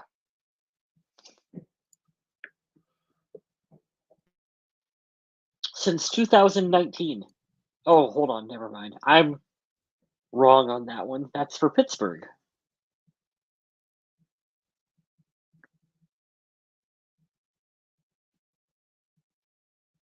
It's hilarious. I don't know what Atlanta was thinking either. I'm probably not staying up for this entire rest of the draft. But now that we know where Minnesota is at, we can do kind of a recap since we still have some people in here. Yeah, I don't think there's really any chance that the Vikings trade back up into the first U. No, and now we're hitting the playoff teams. Miami, Pittsburgh, all those guys, and you'll see some good names go. But I mean, what a fun thing this has become. We started this in the COVID year. We kind of stole the McAfee format and plan of we're just going to watch the draft and talk about it. Yeah. There's been some letdowns so far. I think we all agree Lewis Cine is underwhelming. I need to see him on the field. But in recent years, the first round has brought us Justin Jefferson, and I think the next year was Jeff Gladney. I'd have to look back at the other picks. I know Lewis Cine was a couple of years ago. Last year was Jordan Addison. So how do you justify a first for a backup? That's not our problem, Andrew. That's a whole lot of not our problem. That's fine. Somebody's got to make a stupid decision, and I'm glad that it's probably Sean Payton and the Denver Broncos. What's funny is that months ago on this very podcast, I remember saying, the Vikings, if they were to keep Kirk Cousins and draft like a Michael Penix, like in the ass end of the first round and let him sit, that would be okay. That would be an okay scenario. But for some reason, you look at that and you go, man, I can't believe they gave that much money to Kirk and then drafted him at, what was it, number 8 overall? Seems like the stupidest move in the world. It's within the last 4 years, so you would count 21, 2, 3, 4, 2020. So the last 5 drafts, within the last 5 drafts, 2 of those, the Vikings have gotten gifts from other teams. You found a team who's going to take on Kirk's contract and let him do his last tenure somewhere, but you also they shouldn't have taken him. If they took J.J. McCarthy, that would be a real sign that they were going to move on from Kirk after probably next year. I don't know what they're thinking. And Michael Penix, I feel bad for him the most because Michael Penix Jr., he is 23 years old, May 8th. So he's not that old. I thought he was like 25 or something. But he may not start till he's 25 years old. To put it into perspective, Drake May is probably going to start some games this season. He's 21 years old. J.J. McCarthy is 21 years old. That makes a difference. Whether you want it to or not, age makes a difference. So I don't know. Green Bay did do it. And Jordan Love looks like he's the perfect fit for them, which really pisses me off. But we're at pick 20, I think. So we're pick 21, and no corners have been picked yet. That's crazy. So Kurt Warner did not start until he was 28 years old for the Rams. So wild. It's possible, okay, it's possible to start as an older quarterback, but dude, that's Kurt Warner. That's kind of the only example you can give to that happening, right? Yeah, and it's a good point from Andrew. The 5th-year option is a very good. It's a very good thing to have as well in case they want to. You have that extra year, which is probably what the Vikings will do, or at least have the option for with J.J. McCarthy. But let's go through what's happened so far, and we'll talk about it and then win this live draft special. We can't say thank you enough for everyone that stepped in to give comments. My friends from Nashville, I love you guys. My little brother, all of our regulars, and some people we haven't seen that have been on the show before, but we haven't seen you in a while. This is so much fun. 6 quarterbacks in the first 12 picks is insane. Holy shit, that's insane. All right, so no surprise to us. Caleb Williams went number 1 overall. That was that was no surprise. I don't think any of us thought that they were going to jack that up. That's fine. Where can I get live? I tried to look for AP News, and I just wanted the order. That's annoying. Let's try a different one.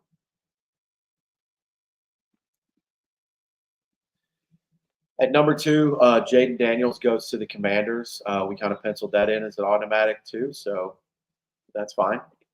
I was butthurt for about 5 minutes about Drake May going to New England. Shout out Drake May, North Carolina boy. His brother played on the national championship winning basketball team in 2017, so he's got a lot of competitive drive. He's a good size, good athleticism. Depends on if they can develop him or not. He does not need to start this year. He needs to sit for the entire year. So Patriot fans, be patient. Marvin Harrison Jr. to the Cardinals. That was no surprise either. I was very very sure he was going to go there. He's going to be a stud immediately. Like there's no. My brother's pissed about the Chargers taking Joe Alt at 6, which is hilarious. 6'8", 321 pounds. I think your right side is going to be protected, bro. I think you're going to protect your boy wonder quarterback. So that's cool. The New York Giants get Malik Neighbors, talented as shit wide receiver from LSU. He's going to be very good. I think that was a smart choice for them. Titans take J.C. Latham, offensive tackle from Alabama. Good protection for Will Levis or whomever they have at quarterback going forward. I think they're going with Will Levis. Atlanta Falcons take Michael Penix Jr. I don't know. There's good weapons there. Yeah, he's 24 next month. So don't like that the Bears got Caleb Williams and Rome Odunze in one draft. That annoys me. They're very good. The NFC North is quietly becoming the best division in football, if you guys didn't know that. We took J.J. McCarthy at 10, which was cool. Traded up one spot with the Jets. Jets took a tackle. Denver Broncos took Bo Nix at 12.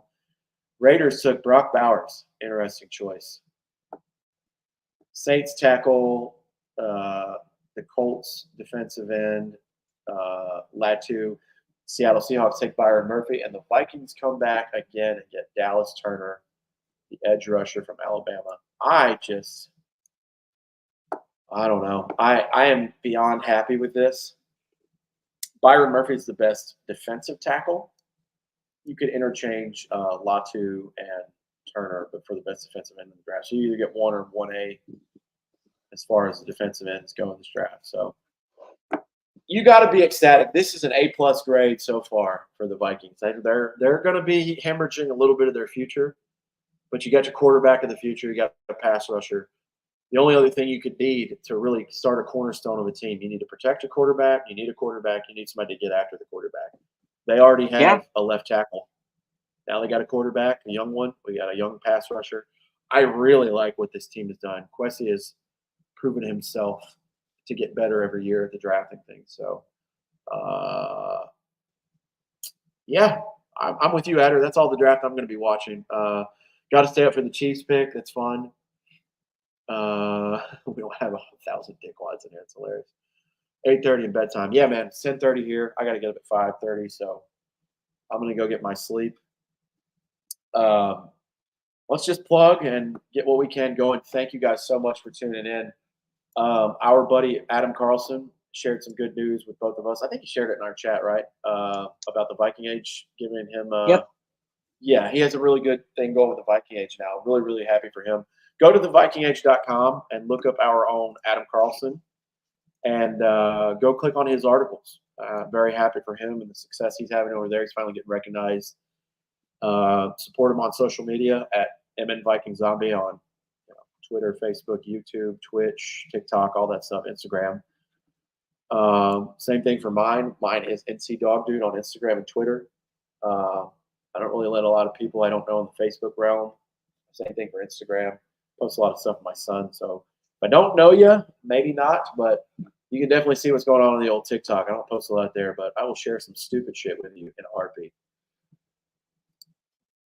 Kyle West is on Blue Sky. There's real quick, Chop Robinson to the Miami Dolphins, one of the coolest names in the draft. Oh, yeah. How can you not draft a guy named Chop Robinson? Come on, man. That's a future Hall of Famer right there based on the name alone. But yeah, you can check my workout over on, well, actually, you've got my Blue Sky up right now. At Vaguely Square. If you want to give me a follow, you can please do.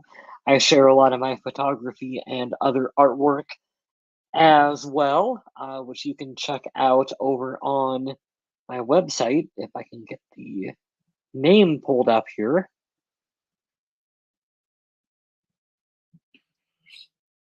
So we had everybody tonight. Yeah, KyleWest84.pickfair.com. You could buy stuff there. I love the photography, man. I'll always sing your praises. Thank you. That should do it for us. Brian, Adder, Clint Frederickson was in here. Lee was in here earlier. Jake, Fire Breather, Scott was in here. Andrew is always a faithful. Jonathan, my brother. Shout out Dave. Shout out Doug. I'm just making sure I got everybody's name that was in the chat. We had so much traffic tonight. Justin Very Thomas, cool. shout out to you. We just love this. I knew we were going to get a lot of hits, and this was going to be an interesting show. But I'm just so stoked for the Vikings. You got J.J. McCarthy at 10, and then Dallas Turner at 17, I believe. You got an edge rusher for years to come. Hopefully, the boy wonder quarterback of your future. Post Kirk Cousins era. Now the only thing we really have on the horizon is, hey, who else are they going to draft? And we just got to get this JJ extension done. That's the only thing I care about at this point. Justin Jefferson needs to get an extension, and I believe they'll do it. But I'm just very excited for this team. I think they absolutely smashed the draft. You didn't have to reach for a quarterback. Trading up one spot and giving up a couple swaps is not. That's value. That's exactly what he wanted, and man, I'm just excited. That pick at 17 has me all fired up. So, Adder, thank you so much. You guys come back. We will have a lot to talk about next week.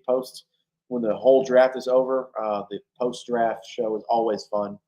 We can really look at the team and see where the needs were filled. But so far, they've really done a good job tonight. Thank you to everyone. Skull, as always, take care of yourselves.